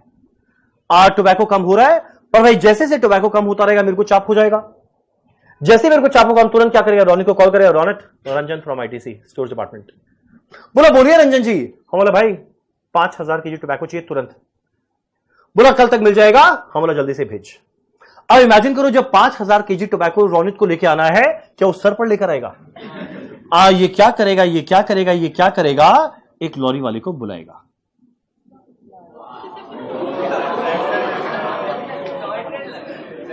समझ में आ रहा है क्या? ठीक। ये क्या करेगा? लॉरी वाले को बुलाएगा, और मान लो लॉरी वाला कौन है? आप। आपका नाम है अंश है लॉरी वाला। ठीक। अंश है लॉरी वाला। अब भैया अंश अपना लॉरी लेकर यहां पे पहुंचा। अब सबसे पहले देखो, हम कुछ वर्ड यूज करेगा। पता है सबसे पहले टोबैको यहां पे जो पड़ा हुआ था, जो टोबैको पड़ा हुआ था, ये क्या करेगा? यहां से निकाल के इस पे लोड करेगा। तुम लोग देख रहे हैं कितना सुंदर कर रहा है। ये क्या करेगा? लोड पर क्वेश्चन उठता है, लोड कौन करेगा? कुछ मजदूर लोग करेंगे। मान लो मजदूर है तुम लोग, ठीक। ये लोग मजदूर है। अब भैया जब ये लोग लोड करेगा उसके लिए पैसा चार्ज करेगा। पता है जो लोड कर रहा है उसके लिए जो पैसा चार्ज कर रहा है उसको हम लोग क्या बोलते हैं? Loading charges. तो मेरा पहला खर्चा क्या आया? Loading charges. बोलो क्लियर है यहां तक? अब जैसी लॉरी के अंदर में आया, अंश दौड़े यहां पर आया यहां पे। अब तुम लोग मेरे को बताओ, लॉरी यहां पे पहुंच गया। अब जैसी लॉरी यहां पे पहुंचा, जितना भी टोबैको था इसको अनलोड करना पड़ेगा। अब जो अनलोड करेगा कौन करेगा? ये लोग मजदूर लोग। तो ये लोग क्या लेने वाले हैं? Unloading charges. तो मेरा अगला खर्चा क्या लगने वाला है? Unloading charges. यानी सीधा बात है, स्टोर डिपार्टमेंट तक पहुंचाने तक का जितना भी खर्चा लगा है वो सब परचेज के अंदर में जुड़ेगा। मेरा पहला खर्चा क्या लगा है? लोडिंग। अगला क्या लगा है? अनलोडिंग। ठीक। अब अंश देख रहे हो, जो लोड कर रहा है उसे पैसा मिल रहा है, जो अनलोड कर रहा है उसे पैसा मिल रहा है। ये तो बेचारा पूरा रास्ते लेकर आया है। अब जो लॉरी वाला पूरा रास्ते लेकर आया है, ये भी तो पैसा चार्ज करेगा। तुम लोग बताओ, ये जो पैसा चार्ज करेगा इसको हम लोग क्या बोलते हैं? रास्ते का ट्रांसपोर्टेशन। क्या ट्रांसपोर्टेशन बोलेंगे या फिर बोलेंगे कैरेज आउटवर्ड या इनवर्ड? इनवर्ड। एक और नाम फ्रेट इनवर्ड। तो देखो मेरा तीसरा खर्चा क्या आया? ट्रांसपोर्टेशन या कैरेज इनवर्ड या फ्रेट इनवर्ड। तुम लोग समझ रहे हैं? बोलो ना। वाह। मेरा अगला बात, अब रास्ते में अगर एक लॉरी में पूरा का पूरा टोबैको आता है, उसका वैल्यू होता है 50 लाख। अब इमेजिन करो रास्ते में 50 लाख रुपए का चीज आ रहा है, तो डर है कहीं आग ना लग जाए, डर है कहीं रास्ते में कोई गुंडा या गुंडी ना आ जाए। तो रास्ते में जो डर है ना, कहीं आग ना लग जाए, गुंडा गुंडी ना आ जाए, ये डर को दूर करने के लिए पता है ये कुछ लेने वाला है। बोलो क्या? पता है रास्ते के इंश्योरेंस को हम लोग क्या बोलते हैं? Transit insurance. ट्रांजिट माने क्या? रास्ता। बोलते हैं ना लॉस इन ट्रांजिट, रास्ते में खो गया। या क्या बोलते हैं? वो एक ही बात है। तो ये मेरा फोर्थ वाला खर्चा का नाम क्या आया? Transit insurance. तुम लोग समझ रहे हैं? एक सेकंड, हम 4 खर्चा बोला। पहला गुंडा गुंडी, ट्रांजिट इंश्योरेंस। अब एक और खर्चा, मेरा अगला खर्चा क्या आता है? कभी जीवन पे लॉन्ग ड्राइव पे गए? नहीं गए? जाना, आप ले जाइए, सारा जिम्मेदारी मेरा है। मूवी ले जाइए। अगर लॉन्ग ड्राइव पर जाओगे, अकेले तो जाओगे नहीं, परिवार के साथ जा रहा है, कब बड़ा होगा। जब लॉन्ग ड्राइव पर जाएगा, चलो मान लो 2 लोग जा रहे हैं, लॉन्ग ड्राइव पर जा रहे हैं, पर पता है जब लॉन्ग ड्राइव पर जाएगा, नेशनल हाईवे पे निकलेगा, रास्ते में कुछ मिलेगा। रास्ते में क्या मिलेगा? टोल। अब मान लो अंश निकला लॉरी लेके, यहां से निकला लॉरी लेकर, मान लो इसका फैक्ट्री कहां पर है? महाराष्ट्र, और मेरा फैक्ट्री कहां पर है? कर्नाटका। महाराष्ट्र से कर्नाटका में आने के समय सोचो बीच में कितना सारा टोल मिलेगा। अब जैसे ही रास्ते में निकला, मान लो पहले टोल पे कौन बैठी हुई है? ये रोकी, पूछी कहां चले? बोले बस टोबैको लेकर जा रहे हैं आईटीसी फैक्ट्री। बोला ऐसे कैसे जाओगे? वेट, पहले टोल टैक्स दो। अच्छा ठीक है भैया, फास्ट, ठीक, तो डिडक्ट होगा वहां से, ठीक, यानी टोल टैक्स दिया गया। अब जैसे ही थोड़ा और आगे बढ़ा, अगले में ये मिली, बोली कहां चले? बोले कुछ ही, बस टोबैको लेकर जा रहे हैं। देखो तुम लोग मेरा एक्सप्रेशन से मत जाओ, वो थोड़ा गलत पिक्चर प्रोवाइड कर सकता है। बोले बस कहीं नहीं, बस वहीं जा रहे हैं आईटीसी में टोबैको डिलीवर करना है। बोले पहले टोल टैक्स दो। यानी इमेजिन करो अगर बाई चांस ये रास्ते का टोल टैक्स नहीं देता तो क्या वो यहां पर पहुंच पाता? यानी यहां तक पहुंचाने के लिए ये खर्चा करना भी जरूरी हुआ, तो इसको भी हम लोग परचेज कॉस्ट का पार्ट बनाएंगे। तो देखो हम कुल मिला के ना 5 कॉस्ट बताया। अभी हम एक वर्ड भी बोलेगा नहीं, हम खाली इशारा करेगा, तुम लोगों को मेरा इशारा समझ के आंसर देना है, ठीक। पहला आने वाला है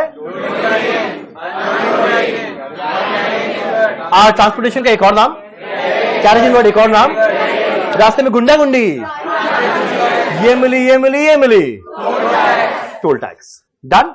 चलिए काम करते हैं, पहले लिखते हैं 2 शब्द। बोलिए। अगर रास्ते में पुलिस पकड़ लिया, अगर बाई चांस वो लेता है फाइन, तो भैया एक बार तो फाइन इसको देना पड़ेगा। पर क्वेश्चन उठता है ये जो फाइन देना है ये क्या नॉर्मल फीचर है? नहीं, ये अबनॉर्मल है, और अबनॉर्मल चीज कभी भी कॉस्ट शीट का पार्ट नहीं बनता, तो उसको हम लोग एक्सक्लूड करेंगे। ये चीज जो हम बताएगा तुम लोगों को ठीक नेक्स्ट क्लास में कि क्या क्या आइटम को कॉस्ट शीट से एक्सक्लूड करते हैं। पहले बता रहे क्या इंक्लूड होता है, नेक्स्ट डे बताएंगे क्या एक्सक्लूड होता है। बोलिए। वेट 5 चीज बताए, लिखवाने के टाइम 6 चीज लिखवाएंगे, 6th वाला यही है। आपका नाम क्या है? हाँ, शुभजीत। तो तुम तो बंगाली हुआ, मेरा नाम का प्रोनाउंसिएशन करो। पहला बंगाली जो मेरे को रंजन बुलाया, हम जीवन भर रंजन बन के रह गया था। मेरा बंगाली उतना ग्रेट नहीं है, पर अभी हम थोड़ा सीखने का ट्राई कर रहे हैं। बीच में तुमको आमी तुम्हाके बंगाली बोझाबो, तुम्हें आमार के बांग्ला खूब पसंद करके हम थोड़ा ट्राई कर रहे हैं। चलो वो तो अलग ही बात, वो तो अलग भाषा में बात करती है। क्या था वो वर्ड? चलो भाई तुम लोग ना मेरे को मरवाएगा, सारा यूट्यूब में जा रहा है, हम पता चला जेल में चला जाएगा। लिखते हैं इंक्लूड्स। परचेज कॉस्ट में क्या जोड़ेंगे? सबसे पहले भाई जो टोबैको को परचेज करने का वैल्यू वो तो आएगा ही, उसके साथ और बहुत सारा खर्चा जुड़ेगा। तो पहला लिखते हैं कॉस्ट ऑफ परचेज।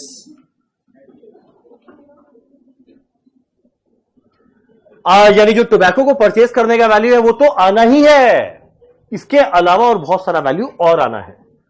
पहला था loading unloading, loading and unloading charges.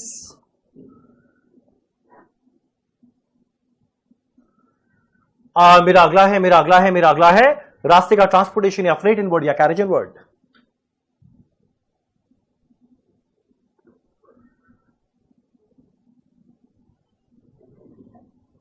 ये कैसे लेडीज टाइप फंसी आया था ना?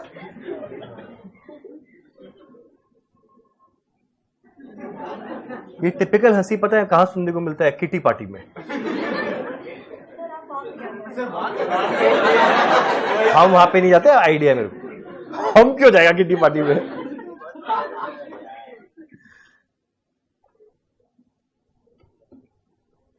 मेरा अगला आने वाला है, ऊपर वाला सब देख रहा है। मेरा अगला क्या आने वाला था? ट्रांजिट इंश्योरेंस, रास्ते का इंश्योरेंस।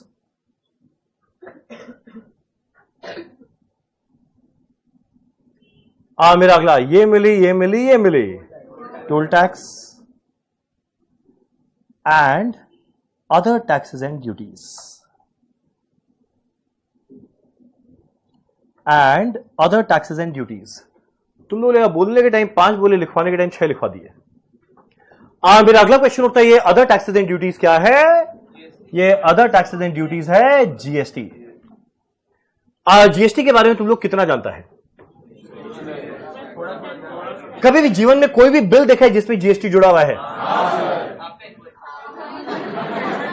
मेरा इनवॉइस के अलावा देखा है वहां पे जीएसटी जुड़ा हुआ रहता है। हम बताते हैं, मेरे पास अभी कोई है नहीं बिल, नहीं तो हम जरूर दिखाते हैं। नहीं, मेरे वाले इनवॉइस को दिखा, हम बाद में हमको बड़ा दुख होता है, बोला इतना कम फीस में इतना कुछ कैसे कर दे रहा है, तो इसीलिए हम दिखता नहीं है। अब देखो, जैसे हम एग्जांपल दे रहा है, आज जो हमारा प्रिंटर का बिल आया, तो हम बताते हैं, एक बार गेस करो हमारे एक बुक को प्रिंट कराने का खर्चा क्या लगा होगा?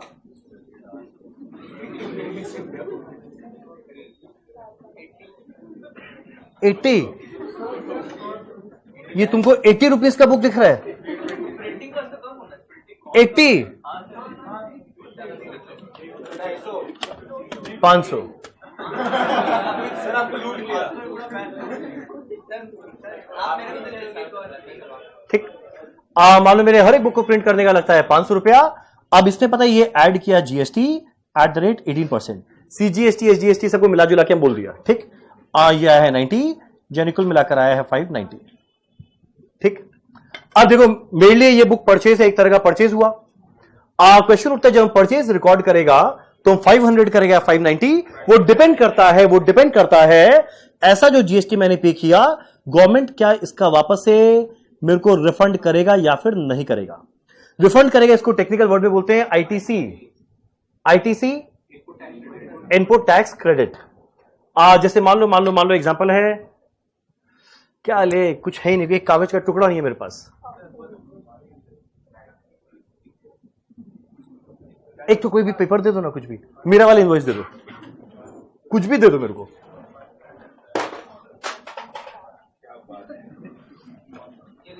हाँ,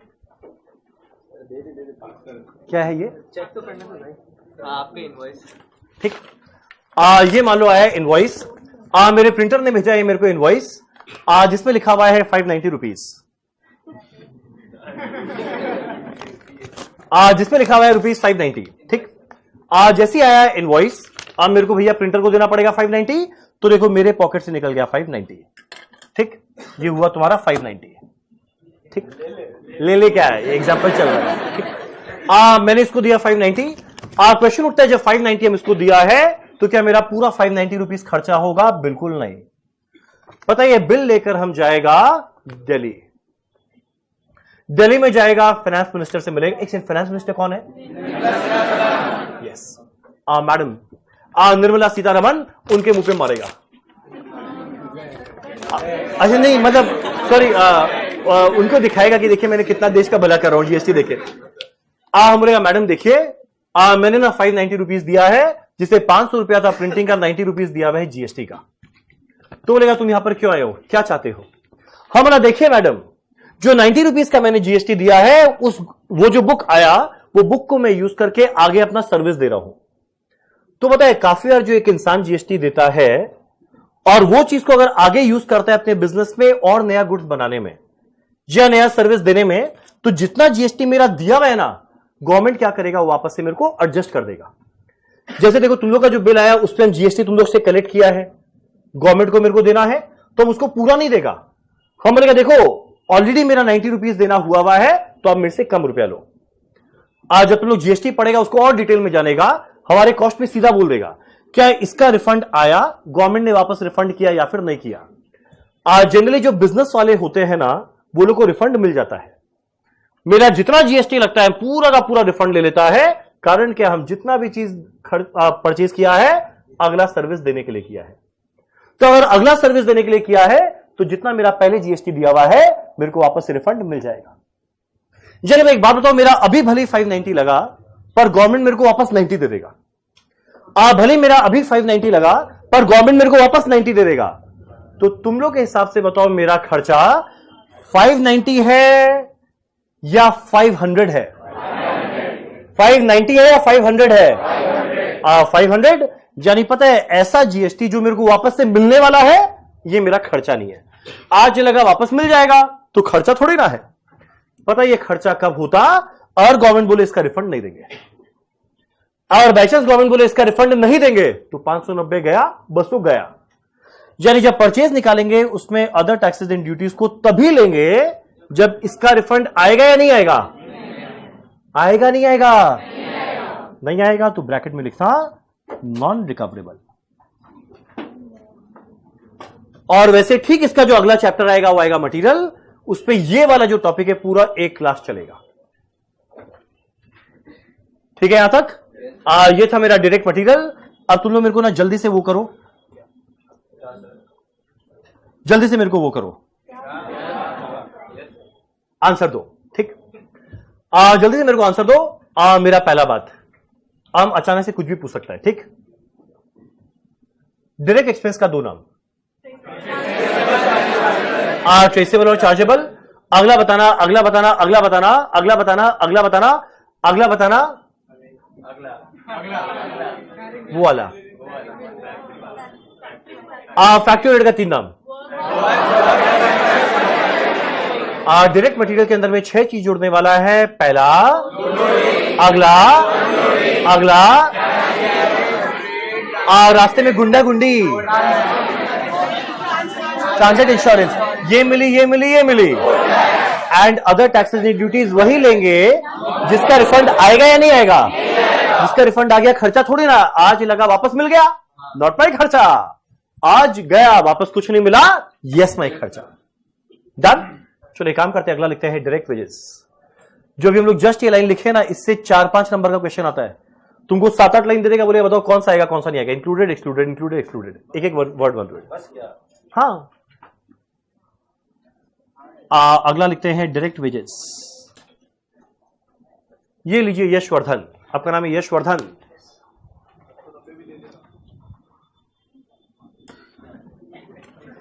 अगला लिखते हैं डायरेक्ट वेजेस। मेरा डायरेक्ट वेजेस क्या था ये तुम लोगों को ऑलरेडी पता है। डायरेक्ट वेजेस बताओ फैक्ट्री में कौन से डिपार्टमेंट के। Mind blowing is only word for you, mind blowing. एक काम करें, डायरेक्ट वेजेस क्या है फटाफट लिखते हैं। द वेजेस,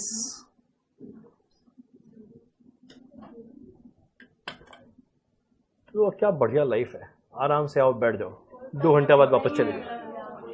मेरे को देखो खून पसीना कौन बहा रहा है। सैटरडे नाइट तो मतलब क्या हो सबके लिए सैटरडे नाइट होमवर्क करना है, करना ही चाहिए। हम भी तो अपने समय में किए थे। I denote the wages are paid to workers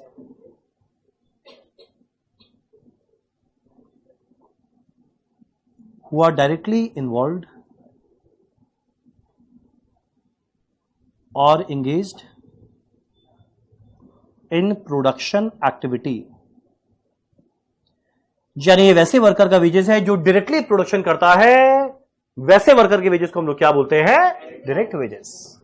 ठीक है ना, हर एक लाइन को और डिटेल में जान रहे हैं। इट इंक्लूड्स,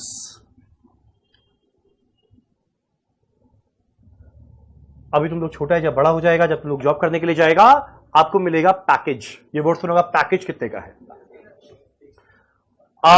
जब एक इंसान को सैलरी मिलता है उसमें बहुत सारा कंपोनेंट होता है। 4-5 जो मेन कंपोनेंट है जो हम लोग के एग्जाम में रेलेवेंट है, कॉस्ट के अंदर में हम बताते हैं। पहला उसको मिलता है बेसिक वेजेस। पहला उसको मिलता है बेसिक वेजेस। क्वेश्चन उठता है बेसिक वेजेस क्या होता है भाई। जब भी आईटीसी मेरे को हायर किया, जब आईटीसी मेरे को हायर किया, कुछ तो अच्छा देखा ही होगा। जब आईटीसी मेरे को हायर किया कुछ तो अच्छा देखा ही होगा। शायद उसको मेरा क्वालिफिकेशन अच्छा लगा हो, या माइट भी उसको मेरा आर्टिकलशिप पे एक्सपीरियंस अच्छा लगा हो, या माइट भी उसको मेरा रैंक पसंद आया हो, या माइट भी एचआर को हम ही पसंद आया हो। कुछ तो एक कारण रहा होगा। तो जो भी कारण रहा होगा उसके बाद बोला भाई देख तेरे को हायर कर रहे हैं, तेरे को हर महीना देने वाले हैं 1 लाख रुपया। अब वो 1 लाख रुपया क्यों दे रहा है? क्योंकि हम आगे सर्विसेज दे रहा है जिसके अगेंस्ट में मेरे को पैसा दे रहा है। तो हमने दिया सर्विसेज, उसके अगेंस्ट में उसने दिया पैसा। पता है ऐसे वेजेस को क्या बोलते हैं? बेसिक। बेसिक माने क्या, काम करवाने के लिए तुमको कितना देंगे। तुम बोलेगा सारा पैसा उसी के लिए तो होता है, नहीं, बहुत पैसा बाकी चीज के लिए भी होता है। बता, एक एक करके बताएंगे। तो मेरा पहला क्या है, बेसिक वेजेस, जो क्या चीज के लिए हो रहा है, मेरे सर्विसेज को देने के लिए, उसके अगेंस्ट में जो मेरे को पैसा देने वाला है वो मेरा क्या है, बेसिक। Very easy. अगला कॉमा डियरनेस अलाउंस। अब देखो ये सब वर्ड तुम लोग का सुना हुआ है क्या,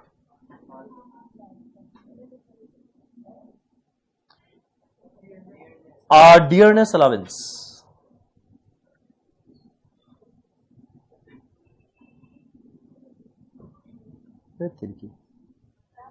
किसी को पता है डियरनेस अलाउंस क्या चीज के लिए दिया जाता है? नहीं, ट्रैवलिंग के लिए, रहने के लिए भी नहीं। क्या क्या क्या, इन्फ्लेशन को काउंटर करने के लिए दिया जाता है डियरनेस अलाउंस, जिसको हिंदी में बोलते हैं,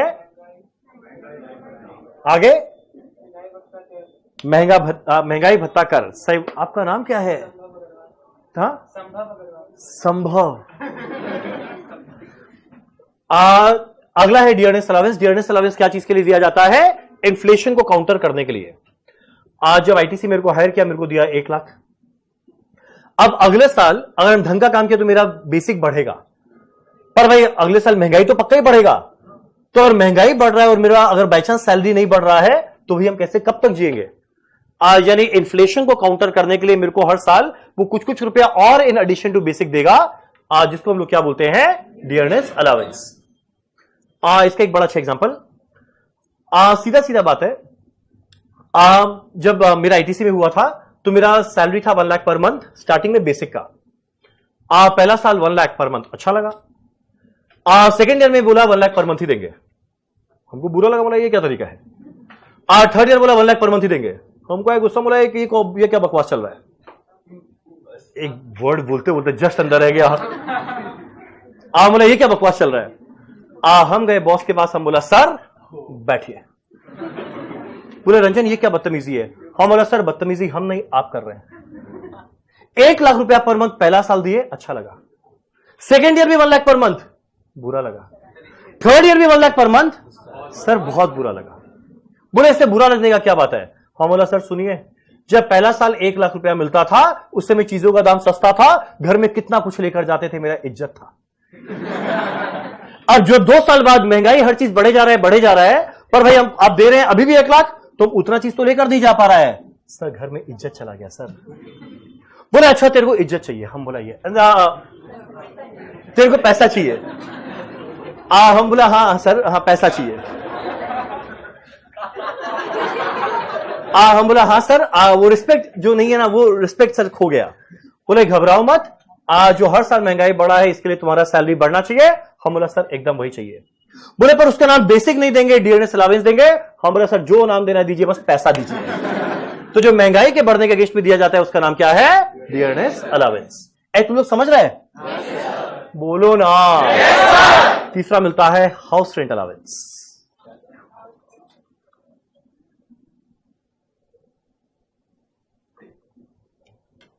तीसरा मिलता है हाउस रेंट अलाउंस। नाम खुद इंडिकेट कर रहा है, हाउस को रेंट पे लेने के लिए जो खर्चा लग रहा है उतना पैसा किससे लेगा, हमारे कंपनी से।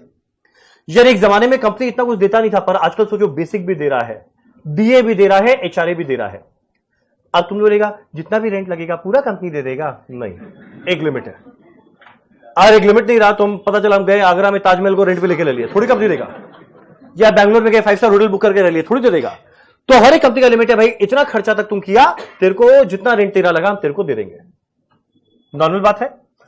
अब मेरे को ध्यान है, जब मेरा आईटीसी में पोस्टिंग हुआ था तो हम सर को बोला सर आप मेरे को बुला लिए, मेरा यहां पे घर नहीं है, जमीन में रास्ते में थोड़ी रहेंगे, मेरे को घर रेंट पे लेके रहना पड़ रहा है, जितना मेरा रेंट लग रहा है आप दीजिए।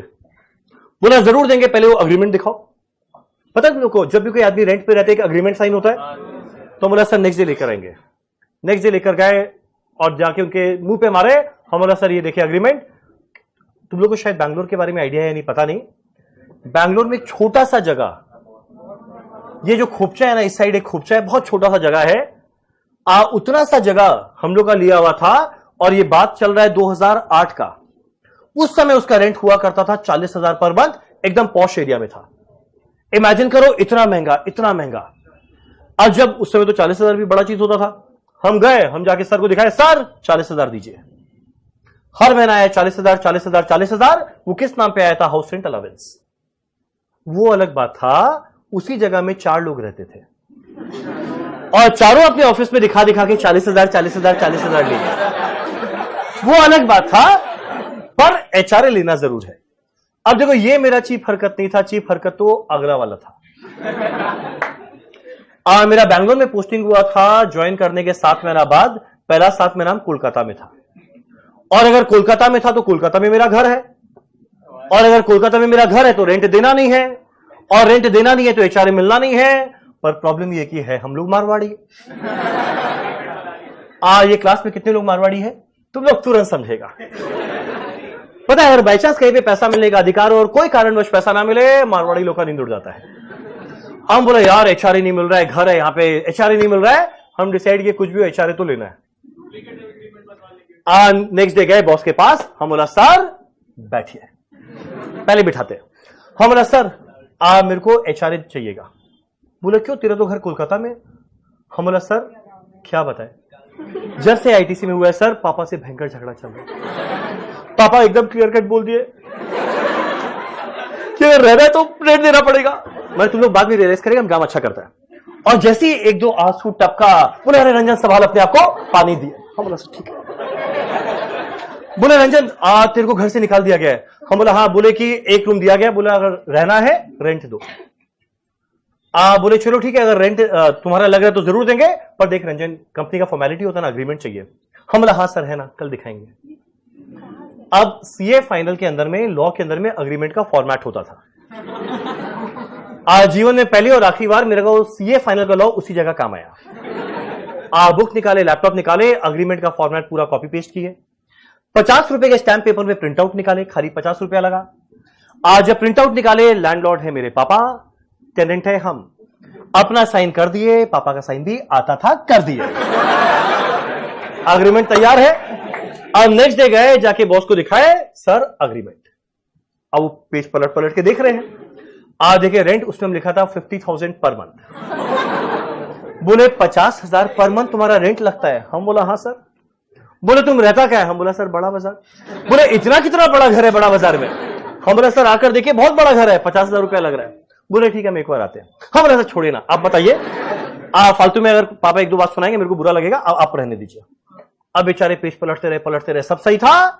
तो 7 महीना जो थे 50,000 पर मंथ करके 7 महीना मिला। पर पता है देखो, इंसान हम अच्छा है। इंसान हम, अब आ गया ना सीए का हरकत, देख रहे बात। इंसान देखो हम अच्छा है। बाद में हमको लगा यार पापा का हम ऐसा बोल के पैसा ले रहा, अच्छा नहीं लगा, तो हम डिसाइड किया, बोला पापा को बताएंगे। एक दिन शाम के टाइम पापा को बोला पापा आपसे बात करना है, एक अब बैठिए। उनको बिठाया। हम बोला पापा एक्चुअली हम अपने क्लास बोला सॉरी, अपने ऑफिस में बोला बड़े क्रूड टाइप के आदमी है, मेरे पे बड़ा अत्याचार कर रहे हैं। 1-2 और हाथ भी उठाए थे। बोले रहने तो रेंट लगेगा ये वो। बोले तो मेरे बारे में ये सब बोल के आया? हम बोला हाँ पापा। पहले हम उनको पूरा एचआरए समझाया, सब है। बोले तेरे को नहीं मिल रहा होगा। हम बोला पापा एक्चुअली मिल रहा है, हम आपके बारे में सब बोला है। अब 2 मिनट वो ऊपर देख रहे हैं, हम उनके हाथ को देख रहे हैं कौन सा पहले हाथ उठने वाला है। बाद में पापा बोले कितना मिल रहा है? तो बोले पापा 50,000 पर मंथ। बोले चल ठीक है, झगड़ा तो घर का है, पैसा आना चाहिए ना। तो रियलाइज किया भाई अगर हम मारवाड़ी है, खून तो वहीं से आया हुआ है। तो आराम से 50,000 पर मंथ मिला। जीवन का पहला सी कॉस्ट शीट पढ़ के कुछ नहीं मिलेगा, ये सब जरूर करके बहुत कुछ मिलेगा। जीवन में अगर एचआरए नहीं मिले, घबराना मत, मेरे पास आना। आज जो भी करना है हम कर देंगे। थोड़ा खुश होके मेरे को भी देकर जाना। तो मेरा पहला आया बेसिक, अगला आया डीए, बख्शीश, इसको बख्शीश बोलते हैं। पहला आया बेसिक, अगला आया डीए, अगला आया एचआरए। नेक्स्ट हमारा है medical benefits. Medical benefit generally company खाली काम करने का पैसा देता है, पर आज के जमाने में कंपनी बड़ा अच्छा है। और बाई चांस एक आदमी बीमार पड़ जाए, उसको डॉक्टर के पास जाना पड़े, दवाई का खर्चा लगे, पूरा पैसा हमारा कंपनी देता है। ऑब्वियस सा बात है, एक लिमिट तक, नॉर्मल बात। अब एक सिंपल सा बात है, मान लो आपका नाम सत्यम। अब सत्यम को एक दिन बड़ा एक्साइटमेंट हुआ, बोले देखिए प्रोडक्शन डिपार्टमेंट में कटिंग मशीन में क्या होता है। कटिंग मशीन खोल के डाला, देखा अंदर में डाला मुंह, नाक के अलग हो गया। घबराना नहीं है, पूरा पैसा कंपनी देगा। नाक गया तो गया, पैसा मिलेगा तुमको, ठीक। यानी कोई भी खर्चा हो पूरा देता है कंपनी। अब भाई मेडिकल बेनिफिट तो तब मिले जब आदमी पहले बीमार हो। टचवुड हम जब जितना साल काम किए बीमारी नहीं पड़े, टचवुड। पर भाई लोचा या है तो मारवाड़ी, तो पैसा तो लेना है, कुछ नहीं करता ना, साल में एक बार लीव ले लो, 5-6 दिन का लीव ले लो, और बाद में जाके बोलो हम बीमार पड़ गए, मेरे को चाहिए पैसा। बोलेगा बिल दिखाओ। उस समय ना केमिस्ट शॉप में जाओ तो लोग बड़ा मासूम होता, उनको पता नहीं कि आदमी बिल बेचारा क्यों मांग रहा है। हम जाके बोलते था भैया एक बिल दीजिए ना, खाली बिल दीजिए ना, दे देता था। पर बाद में लोग समझने लगे खाली बिल लेता क्यों है। मेरे को ध्यान है जब बैंगलोर में था, बोला भैया बिल, सीधा सीधा कौन सी कंपनी में हो। हम बोला सर आईटीसी। बोले तब तो अच्छा मिलेगा। बोला बिल दीजिए, बिल दीजिए आप। बोले बताओ कितने का बनाना है। बोला बनाइए 60,000 का बनाइए। अब वो लिखते गए। आज जब पूरा बिल बन गया, हम हाथ आगे बढ़ाया, वो बिल दिया, वापस पीछे कर लिया। बोला मजाक क्यों कर रहे, दीजिए बिल। बोला आप जाएंगे 60,000 लेकर आएंगे, मेरे को कुछ नहीं देंगे। हम बोला बताइए कितना चाहिए। बोले 5%। हम बोला कोई दिक्कत नहीं। 60,000 का 5% 3,000 पकड़ा है, 60,000 का बिल मिला, जाके क्लेम किए, पूरा 60,000 मिल गया। बिल देख के हम डर गया, लिखा था 100-150 डेटॉल का बोतल। ऐसा लग रहा मुझसे से भाई जा रहे बैठ के। पर कंपनी वालों को कोई फर्क नहीं पड़ता, उनको चाहिए बिल, सब मिल जाएगा। तो अगला जो पैसा एक कंपनी देने वाला है वो क्या है, मेडिकल। सुनो तुम लोग ये सब सुन के मेरे बारे में इमेज खराब नहीं हो रहा है ना।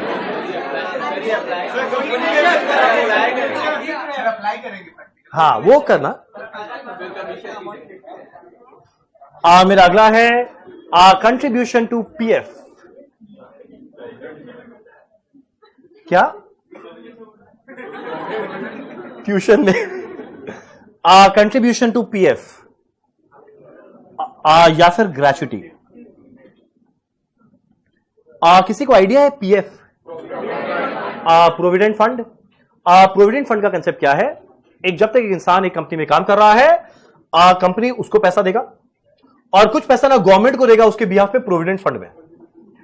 क्वेश्चन उठता है प्रोविडेंट फंड इसको कब मिलने वाला है, जिस दिन ये अपने जॉब से रिटायर हो या जीवन से रिटायर हो, which ever is earlier. Either ये जॉब से रिटायर हो जाए या अपने जीवन से रिटायर हो जाए, विच एवर इज अर्लियर, ये पैसा मिल जाएगा। जॉब से रिटायर हुआ उसको मिलेगा, जीवन से रिटायर हुआ तो आदमी जो गया वो गया, उसकी वाइफ सेलिब्रेट करेगी। बहुत बड़ा पैसा आने वाला है पीएफ से। मतलब ऐसे कुछ लोग होती है, मेरी वाली वैसी नहीं है, ठीक। तो यहां पे क्या होगा, कंट्रीब्यूशन टू पीएफ। यानी सोचो एक सिंपल सा बात है, 60 इयर्स तक जनरली एक आदमी काम करता है, उसको पैसा मिल रहा है, आराम से घर चल रहा है।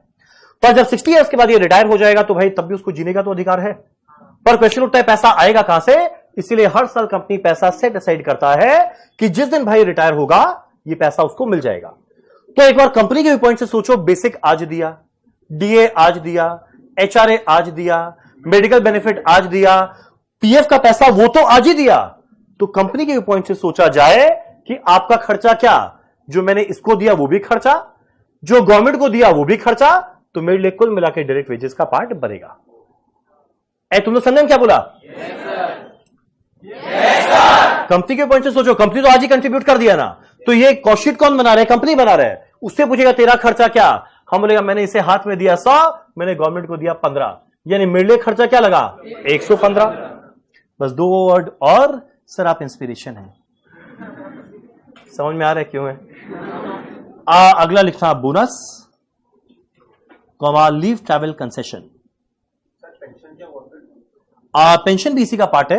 एक्चुअली पीएफ होता है, ग्रेच्युटी होता है, सुपर एनुएशन होता है, पेंशन होता है, ईपीएफ होता है, बहुत कुछ होता है। लेबर चैप्टर रहेगा ना, तो और लेबर चैप्टर का जरूरत ही नहीं है, तुम लोग उसके पहले टैक्स में पड़ेगा, इनकम फ्रॉम सैलरी में, इसको और ज्यादा डिटेल में। Leave travel concession. बोनस क्या है, नाम खुद इंडिकेट कर रहा है। अगर एक वर्कर, एक इंसान एफिशिएंटली काम करे तो उसको एफिशिएंटली काम करने के लिए क्या मिलता है, बोनस। एक efficient worker basic DA HRA के लिए काम नहीं करता, वो तो हर किसी को मिलेगा। अगर एक वर्कर एफिशिएंटली काम कर रहा है, उसका करने का उद्देश्य क्या है, बोनस फंड। वर्कर्स का बोनस कम होता है 1 मंथ सैलरी। पर अगर तुम लोग ऑब्वियस होता है, तुम लोग वर्कर तो बनेगा नहीं, तुम लोग ऑफिसर्स बनेगा। तुम लोग का अगर बाई चांस ट्रांजैक्शन एडवाइजरी में होता है, वहां पे बोनस का कोई सीमा ही नहीं है। वहां पे बोनस ठीक ठाक काम किया तो 20% ऑफ सैलरी साल भर का, जितना साल भर का सैलरी उसका 20% बोनस। अगर थोड़ा ढंग का काम कर दिया 50%। अगर आप इंडिया के बेस्ट परफॉर्मर चल रहे हैं, आपको मिलेगा 100% बोनस। जो मैं लास्ट में 3 साल था ईवाई में, टचवुड लास्ट का 3 साल में मेरा रेटिंग आया था 1। इंडिया का बेस्ट परफॉर्मर बेस्ट मेरे को मिला था 100%। सैलरी था 24 लाख, बोनस आया 24 लाख, मिला के 48। यानी कि इंसान जो सुबह से शाम खून पसीना बहाता है, जो सुबह से शाम खून पसीना बहा रहा है, जो इतना मेहनत कर रहा है, हम बेसिक डीएचआरए के लिए नहीं करते थे, वो तो ऐसे ही मिलेगा। हम किसके लिए करते थे? बोनस के लिए। तो आजकल के जमाने में बोनस फैंटास्टिक मिलता है, और अगर बाई चांस प्राइवेट इक्विटी में हो जाए 200% बोनस मिलता है। सैलरी है 28 लाख, बोनस मिल गया 56 लाख। मेरे एक फ्रेंड को जस्ट पिछले साल मिला है 300% बोनस। सैलरी है 1 करोड़, बोनस आया है 3 करोड़, कुल मिला के 4 करोड़। नहीं, कंपनी को बंद हो जाएगा। वो कंपनी में ऐसा कुछ कमाल किया है कि उसको इतना बोनस मिल रहा है। Diwali bonus, PNG, Procter and Gamble, Diwali bonus very cheap, 100 रुपया। मेरा अगला क्या है? Leave travel concession. मेरा लीव ट्रैवल कंसेशन क्या है? तुम लोग पढ़ेंगे इनकम टैक्स में, जिसमें है हर 2 साल के पीरियड में कोई एक एम्प्लॉय अगर एक बार बाहर घूमने के लिए जाए तो उसका आने जाने में जो खर्चा लगाना वो कंपनी दे देता है। हर 2 साल में बस एक बार का वो देगा, अपना और अपने फैमिली मेंबर्स का। खाली आने जाने का, होटल वोटल का नहीं, खाली आने जाने का वो कंपनी दे देगा, वो पैसा दे देगा कंपनी। अब ये बोलेगा फॉरेन ट्रिप मारे तो नहीं, इंडिया का देगा। फॉरेन ट्रिप के लिए आदमी दुनिया भर का पैसा देना शुरू कर देगा। इंडिया के अंदर में कहीं जाएगा, उसका पैसा कौन देने वाला है? कंपनी। एक बात बोले क्या, थोड़ा मतलब फिर हमको वही डर है कि तुम लोगों की नजर में हम गिर गया तो इज्जत बढ़ रहा है। अभी तक नहीं गिरे, बढ़ रहा है। आज मेरा आखिरी साल था जॉब का, हम बोले अब इस साल थोड़ा बड़ा हाथ मारेंगे। मेरा हैबिट था, उतना लीव पे जाता नहीं था, बस वो बीमारी का जो बहाना मारते थे मेडिकल बेनिफिट के लिए वो था, अदरवाइज लीव पर हम नहीं जाते थे। पर आखिरी साल में हम डिसाइड किया चलो एक काम करेंगे, लीव ट्रैवल कंसेशन लेना है। छुट्टी लिए, आराम से छुट्टी लिए, 11-12 दिन का घर में बैठ के रेस्ट किए। आज जैसे ही मेरा लीव हुआ खत्म, अब नेक्स्ट डे जाना है ऑफिस और जाके क्लेम करना है लीव ट्रैवल कंसेशन। अब मिलेगा पैसा खाली आने जाने का, खाली आने जाने का। तो मेरे माइंड में हम क्या क्या बुक कर सकता है? अगर ट्रेन का टिकट बुक करेगा क्या ही मिल जाएगा? ट्रेन का टिकट का फेयर ही कितना होता है? तो ट्रेन का टिकट बुक कर दिए, बाद में कैंसिल कर दिए तो ठीक है, ट्रेन का टिकट दिखा के पैसा ले सकते हैं, पर उससे क्या मिल जाएगा? अगला बारी क्या था? फ्लाइट का। पर इसके अंदर में कंपनी वाले होते हैं स्मार्ट, वो लोग फ्लाइट का टिकट के साथ में देखता है बोर्डिंग पास। अब बोर्डिंग पास तो तब मिलेगा जब बोर्ड करेंगे। हम तो घर में बैठ के सोए थे, अब हम आ गया चाप में, यार पूरा छुट्टी वेस्ट, अब क्या करें? अगला हम सोचे यार क्या करें। फिर हम ऐसे ही थोड़ा गूगल किए, दिल्ली में पटपड़गंज बोल के एक जगह है, वहां पे एक ट्रैवल एजेंसी है, उसका बिल का कॉपी मिला, उसका निकाले कलर प्रिंट आउट। हम जो बोलेगा ना, तुम लोगों को लगेगा मजाक कर रहा है, सच्चे में एकदम सही बोल रहे हैं, प्रॉमिस। हम उसमें दिखाए, पोस्टिंग था मेरा दिल्ली में उस टाइम, हम दिल्ली से कन्याकुमारी गया, दिल्ली से कन्याकुमारी गया, कन्याकुमारी से दिल्ली आया, क्या बुक करके? First class AC bus book करके। किलोमीटर देख ले भैया कितना है, उस समय डीजल का रेट क्या था, मल्टीप्लाई कर दिया। जो ड्राइवर का सैलरी था वो लिख दिए, उसको ओवरटाइम दिलवा दिए, उसका मील अलाउंस दिला दिए, उसका टोल टैक्स दिला दिए, सब कुछ ऐड किए। लास्ट में जो सर्विस टैक्स था, उस समय जीएसटी नहीं होता था, सर्विस टैक्स ऐड किए, सब कुछ ऐड कर खुरा के बिल बनाए 98,000। एक बार ये बिल बन गया, उसके बाद देखो जनरली बिल के अंदर में स्टैंप पड़ता है ना, पेमेंट रिसीट, बिल पास, ये सब कुछ 2 स्टैम्प बनाए, 50-50 रुपया लगता है, फटाफट स्टैम्प मारे, अलग अलग कुछ भी साइन करना है वो कर दिए, पर अभी पहली बार लाइफ में डर लग रहा था। वो पेपर को लेके जमीन में थोड़ा घिसे था कि थोड़ा पुराना लगे, नेचुरल सा लगे, ये लगेगा आज ही होके आए सब कुछ। अब पहली बार गए बॉस के पास, हम बोला सर बैठिए। हम उनको दिया, हाथ कांप रहा है। अब वो बिल देख रहे हैं, दिल्ली टू कन्याकुमारी, ऊपर देखे, first class AC bus book, ऊपर देखे, 98,000 ऊपर देखे, बिल रखे साइड, बोले तुम कन्याकुमारी गया? हम बोला हाँ सर कन्याकुमारी गए सर। अब ऐसे सोचे थे कि अब थोड़ा एक बार इंडिया का भ्रमण करें, अलग अलग कल्चर्स का आइडिया लगेगा, तो इसलिए सब निकल गए। बोले कोई दिक्कत नहीं है। नहीं फोटो वोटो उससे में कैमरा टैमरा और मोबाइल नहीं होता था। बोले कोई दिक्कत नहीं है, तुम ट्रेन में नहीं गया, तुम फ्लाइट में नहीं गया, तुम बस में गया। हाँ बोला सर देखिए, फ्लाइट में मेरे को जाने में कोई दिक्कत नहीं है, ना मेरे को दिक्कत है, मेरी वाइफ को दिक्कत है, पर जो मेरे दो छोटे छोटे बच्चे हैं ना, जैसे ही फ्लाइट में चढ़ते रोना शुरू कर देते, हनुमान जी लेके जा रहे, तो हम लोग के लिए पॉसिबल नहीं है। वो अलग बात था, उस समय दो छोटे बच्चे संसार में एग्जिस्ट ही नहीं करते थे, नाम ले लिए। बोले चलो ठीक है, फ्लाइट में गया, ट्रेन। हम बोला सर इतने बड़े कंपनी का आदमी ट्रेन में जाएगा, सर आपका क्या इज्जत रह जाएगा? बोले अच्छा अच्छा, हाँ हाँ बात सही है, तो तुम बस में गया, फर्स्ट क्लास एसी बस? हम बोला हाँ। कैलकुलेशन देखे, सब कुछ किए, बेचारे जो पलटाए वलटाए सब कुछ किए, 98,000 मिल गया। अब जिस दिन मेरा कंपनी का आखिरी दिन था, उनका मेरे पास कॉल आया। लास्ट डे फेयरवेल जब होता है, हम पढ़ाने के लिए आने वाला था, उनका कॉल आया, बोले रंजन कैलकाटा जा रहा है? हम बोला हाँ। बोला तेरे साथ काम करके बहुत अच्छा लगा सर, मेरे को भी बहुत अच्छा लगा, ऑल द बेस्ट, ये सब कुछ कर दिया। बोला ठीक है सर, अब वहां जाते हैं, मिलेंगे। बोले रंजन बहुत दिन से मन में एक बात था। हम बोला हाँ सर बोलिए। बोले रंजन एक बात सच सच बताना, तुम सही में कन्याकुमारी गया था? हम बोला सर अब लास्ट डे, क्या ही झूठ बोले सर, कन्याकुमारी नहीं गए थे। बोले पता था मेरे को तुम नहीं गया है। बोले पर रंजन वो बिल? हम बोला सर वो बिल का अरेंजमेंट हो जाता है सर, वो हो गया था। बोले चलो ठीक है, तुम एक काम करो, ठीक है। हम बोला सर ठीक है, हम निकलते हैं सर, कैलकाटा जाके बात करते हैं। बोले रंजन एक बात था। अब हमको समझ में आने लगा उनका क्या बात था। बोले रंजन ऐसे बिल अरेंज हो जाता है? हम बोला हाँ सर हो जाता है। बोले रंजन एक बात था। हाँ बोला सर खुल के बोलिए क्या बात है। बोले रंजन अगर एक दो बिल मेरे नाम पे अरेंज हो जाता? हम बोला सर घबराते क्यों हैं, जा रहे हैं कैलकाटा, जब जब बिल का जरूरत पड़ेगा बोलिएगा, ध्यान रखिएगा जितना आप क्लेम करें कुछ मेरे पास भी आना चाहिए। बोले घबरा मत रंजन, बस बिल तो भेज। एक बार हम भेजे, बाद में मेरे को जरूरत नहीं पड़ा, वो पूरा एक बिल बुक प्रिंट करा के खुद बैठ गए, खुद दे रहे हैं, सबको बांट रहे हैं। इसे कहते हैं सबका साथ सबका विकास। कहां पर है ये लोग?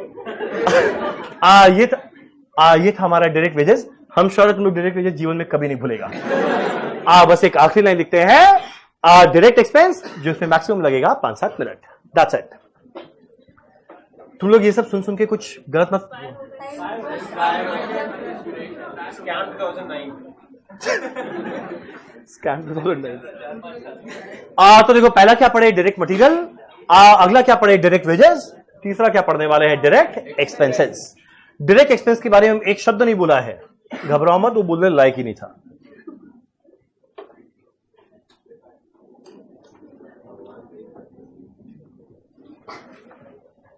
ठीक, मेरा अगला है डायरेक्ट एक्सपेंस। मेरा डायरेक्ट एक्सपेंस क्या है, इसका इतना वाहियात डेफिनेशन, इतना वाहियात कि सर फोड़ लेगा तुम लोग। डायरेक्ट एक्सपेंस का एक डेफिनेशन है कि सारा खर्चा जो डायरेक्टली आइडेंटिफाई हो जाए फिनिश गुड्स में, other than material and wages. यानी जो सारा का सारा खर्चा मेरे को डायरेक्टली पता है यार ये तो इसी के लिए लगा है, डायरेक्ट मटेरियल डायरेक्ट वेजेस को छोड़ के बाकी सब डायरेक्ट एक्सपेंस है। तुम बोलेगा नहीं नहीं बहुत गंदा था, ये बहुत गंदा था, मेरे को ही पता बहुत गंदा था, इसलिए हम 2-3 एग्जांपल दे देगा, पर ये जो डेफिनेशन दिया है वो तो मेरे को एक बार लिखवाना पड़ेगा। चलिए काम कर, यहां लिखते हैं, it denote the cost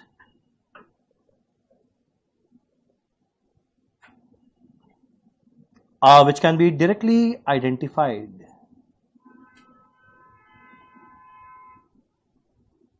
to finished goods। कौन है ये?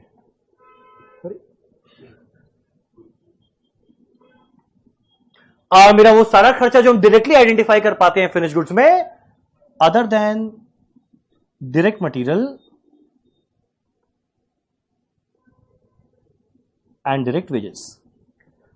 यानी डायरेक्ट मटेरियल, डायरेक्ट वेजेस के अलावा बाकी जो भी खर्चा डायरेक्टली फिनिश गुड में आइडेंटिफाई होता है वो डायरेक्ट एक्सपेंस है। वह यह डेफिनेशन। अब हम जो एग्जांपल देंगे तुम लोगों को बस खाली एग्जांपल ध्यान रखना है। यहां नीचे लिखना एग्जांपल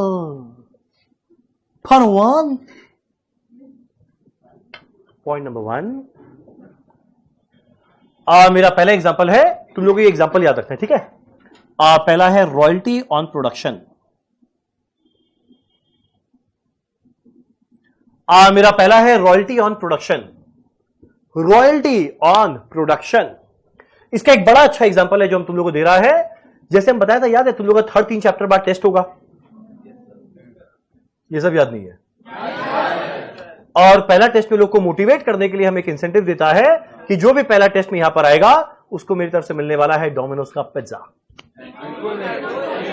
अभी बता रहे हैं, ये खाली पहला टेस्ट के लिए अप्लाई करता है ताकि पहला टेस्ट में लोग को मोटिवेशन मिले, आकर टेस्ट दे।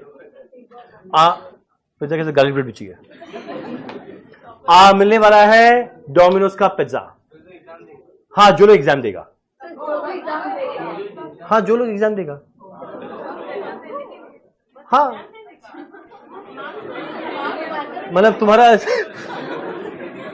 जो लोग एग्जाम देने के लिए आएंगे। अच्छा हाँ, ये बात सही बोली, एक मार्क्स का भी क्राइटेरिया रखना चाहिए। नहीं, अच्छा आइडिया दिए, ये आइडिया दिए, ये हम नहीं बोला, ये बोली बाद में सेलेक्ट लेना। ठीक, बताते हैं। किसी को भी आइडिया क्लास में जो डोमिनोज है, ये कौन से कंपनी के अंदर में? Jubilant foods private limited. Company का नाम है जुबिलेंट फूड्स प्राइवेट लिमिटेड, जिसके अंदर में पिज्जा बनता है डोमिनोज। ठीक, इमेजिन करो अगर इस पिज्जा का नाम होता है जुबिलेंट पिज्जा, तुम लोग खाता?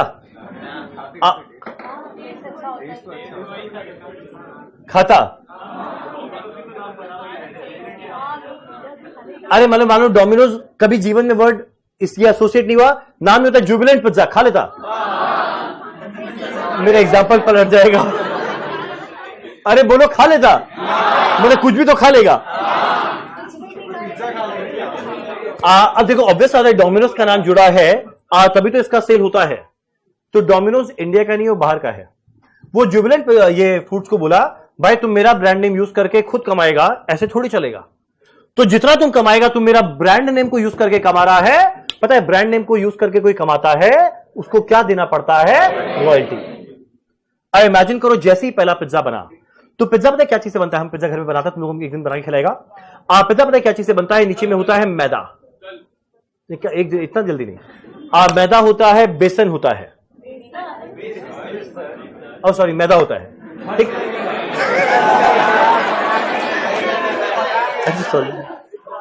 मैदा होता है, उसके अंदर में चीज डालते हैं, ऊपर में अनियन, टमाटो, कैप्सिकम, ये सब रहता है।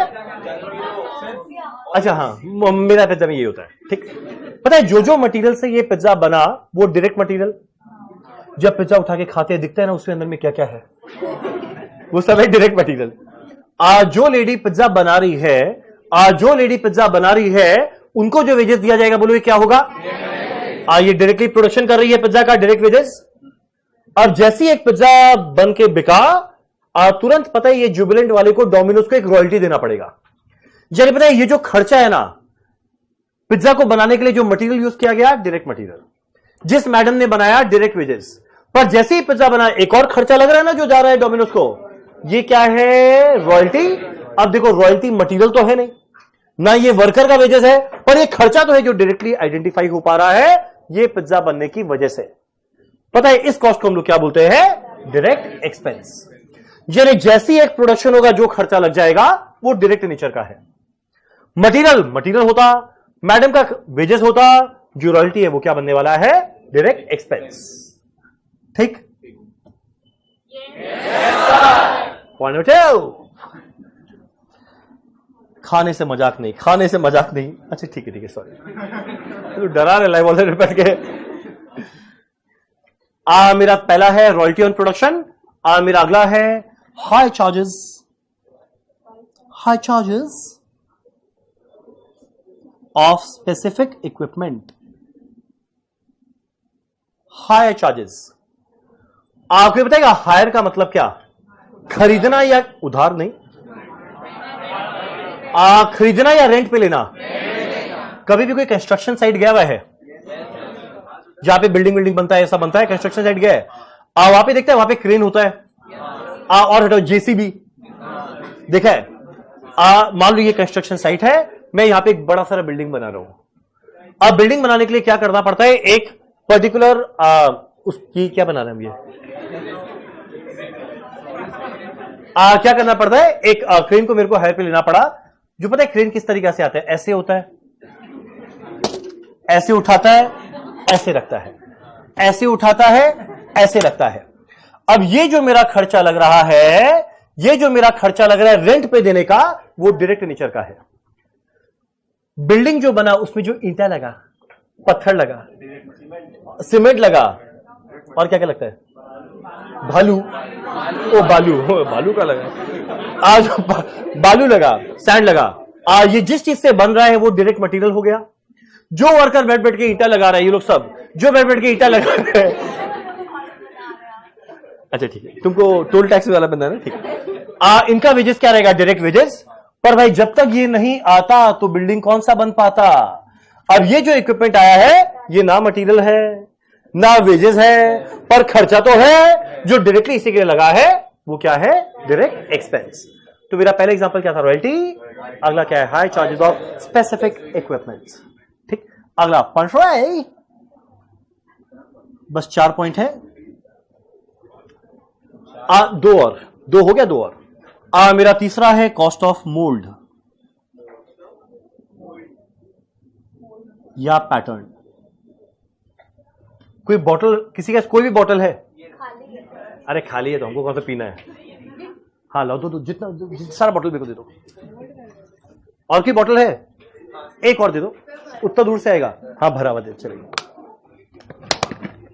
ठीक, देखो ये हम क्या लेके आया, एक बॉटल, अगला बॉटल, अगला बॉटल, 10 का 3 बेचने के लिए लाया 10 का 3। आज एक बात बताओ, तुम लोग जब पानी पिया है, बॉटल से पिया है, कभी पानी पीने के पहले या पानी पीने के बाद सोचा है यार ये बॉटल का शेप ऐसा क्यों है? सोचा नहीं है, बस पी गया। हम हमेशा पहले सोचता था, जब हम पानी पीता नहीं, हम पहले उसको 1 घंटा घूरता है कि तू ऐसा क्यों है, ऐसा क्या कारण होगा, ऐसा है। एक बात बताओ, ये जो ऐसा बॉटल बना, क्या लगता है हर एक वर्कर बिल के बैठ के ऐसा बॉटल बनाया होगा? नहीं, प्रैक्टिकली पॉसिबल नहीं है। जब भी बॉटल का शेप देखो, सबका बॉटल का शेप अलग अलग है। ये सारा का सारा बॉटल का जो शेप आया, पता है ये कैसे आया? उसके पहले मेरे को उसके लिए मोल्ड तैयार करना पड़ा। कोई बताओ मोल्ड का मतलब क्या? क्या नहीं, एक अच्छा वर्ड कहीं वहां से आया था, साचा। इसका एग्जैक्ट वर्ड है साचा। यानी क्या होता है, ये जो शेप का है ना, हम इस शेप का एक तो मोल्ड तैयार करता है, फिर क्या करते हैं, प्लास्टिक को मेल्ट करके उसमें डालते हैं, वो बॉटल का शेप में चला गया। उसको तुरंत डालते हैं कूलिंग चेंबर में, एक अच्छा खासा -डिग्री के अंदर में उसको रहने देते हैं। इवेंचुअली जाके कुछ देर बाद जब वो निकालते हैं, वो एग्जैक्ट इस शेप का निकलता है। जरा इमेजिन करो, ये जो बॉटल बना, ये किस चीज से बना है? प्लास्टिक से। नहीं, ये प्लास्टिक नहीं है। क्या है ये? कि किसका बॉटल है? क्या चीज से बना है? आई थिंक कुछ भी है, कुछ है, अंदर में एक मेटल है, ऊपर में प्लास्टिक है। यानी जिस चीज से ये बन रहा है वो क्या है? Direct material. जो आदमी इसको बना रहा है उसका वेजेस क्या है? Direct wages. पर जब तक वो सांचा नहीं होता, जब तक वो सांचा नहीं होता, क्या ये ऐसा बन पाता? नहीं। तो देखो, जो सांचा है वो डायरेक्ट मटेरियल नहीं था, वो डायरेक्ट वेजेस नहीं था, पर इसको बनाने के लिए जरूरत था ना। पता है उस तरह के एक्सपेंस को क्या बोलते हैं? Direct expense. आखिरी line, point number 4, and that's it for the day. मेरा 4th है मैप्स एंड डिजाइन। 5वां हम खाली लिखवा रहे हैं, ये हम आज नहीं समझाएगा, ये समझाएगा कल, कि इसमें मेरे को लगेगा थोड़ा टाइम, खाली हम लिखवा दे रहे हैं। Point number 5, job charges. जो मेरा मैप एंड डिजाइन है वो क्या है? जब भी कहीं पे कोई भी कंस्ट्रक्शन का काम शुरू होता है तो ऐसा नहीं सीधा काम करना स्टार्ट कर देते हैं। हमेशा पहले एक ब्लूप्रिंट तैयार किया जाता है। जो कौन करता है? एक बड़ा बड़ा आर्किटेक्ट। अरे एक बार सुन लो, अब 2 मिनट बाद बस रख लेना।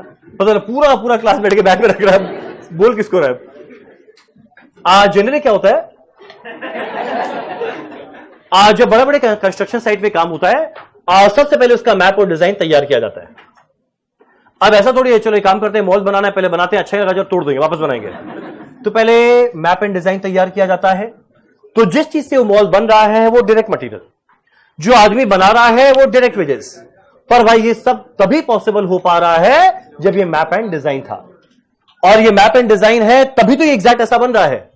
और हर एक के लिए अलग अलग मैप एंड डिजाइन बनाना पड़ेगा, तो इसके लिए जो खर्चा लगा वो डायरेक्टली आइडेंटिफाई हो पा रहा है, वो इसी मॉल के लिए लगा।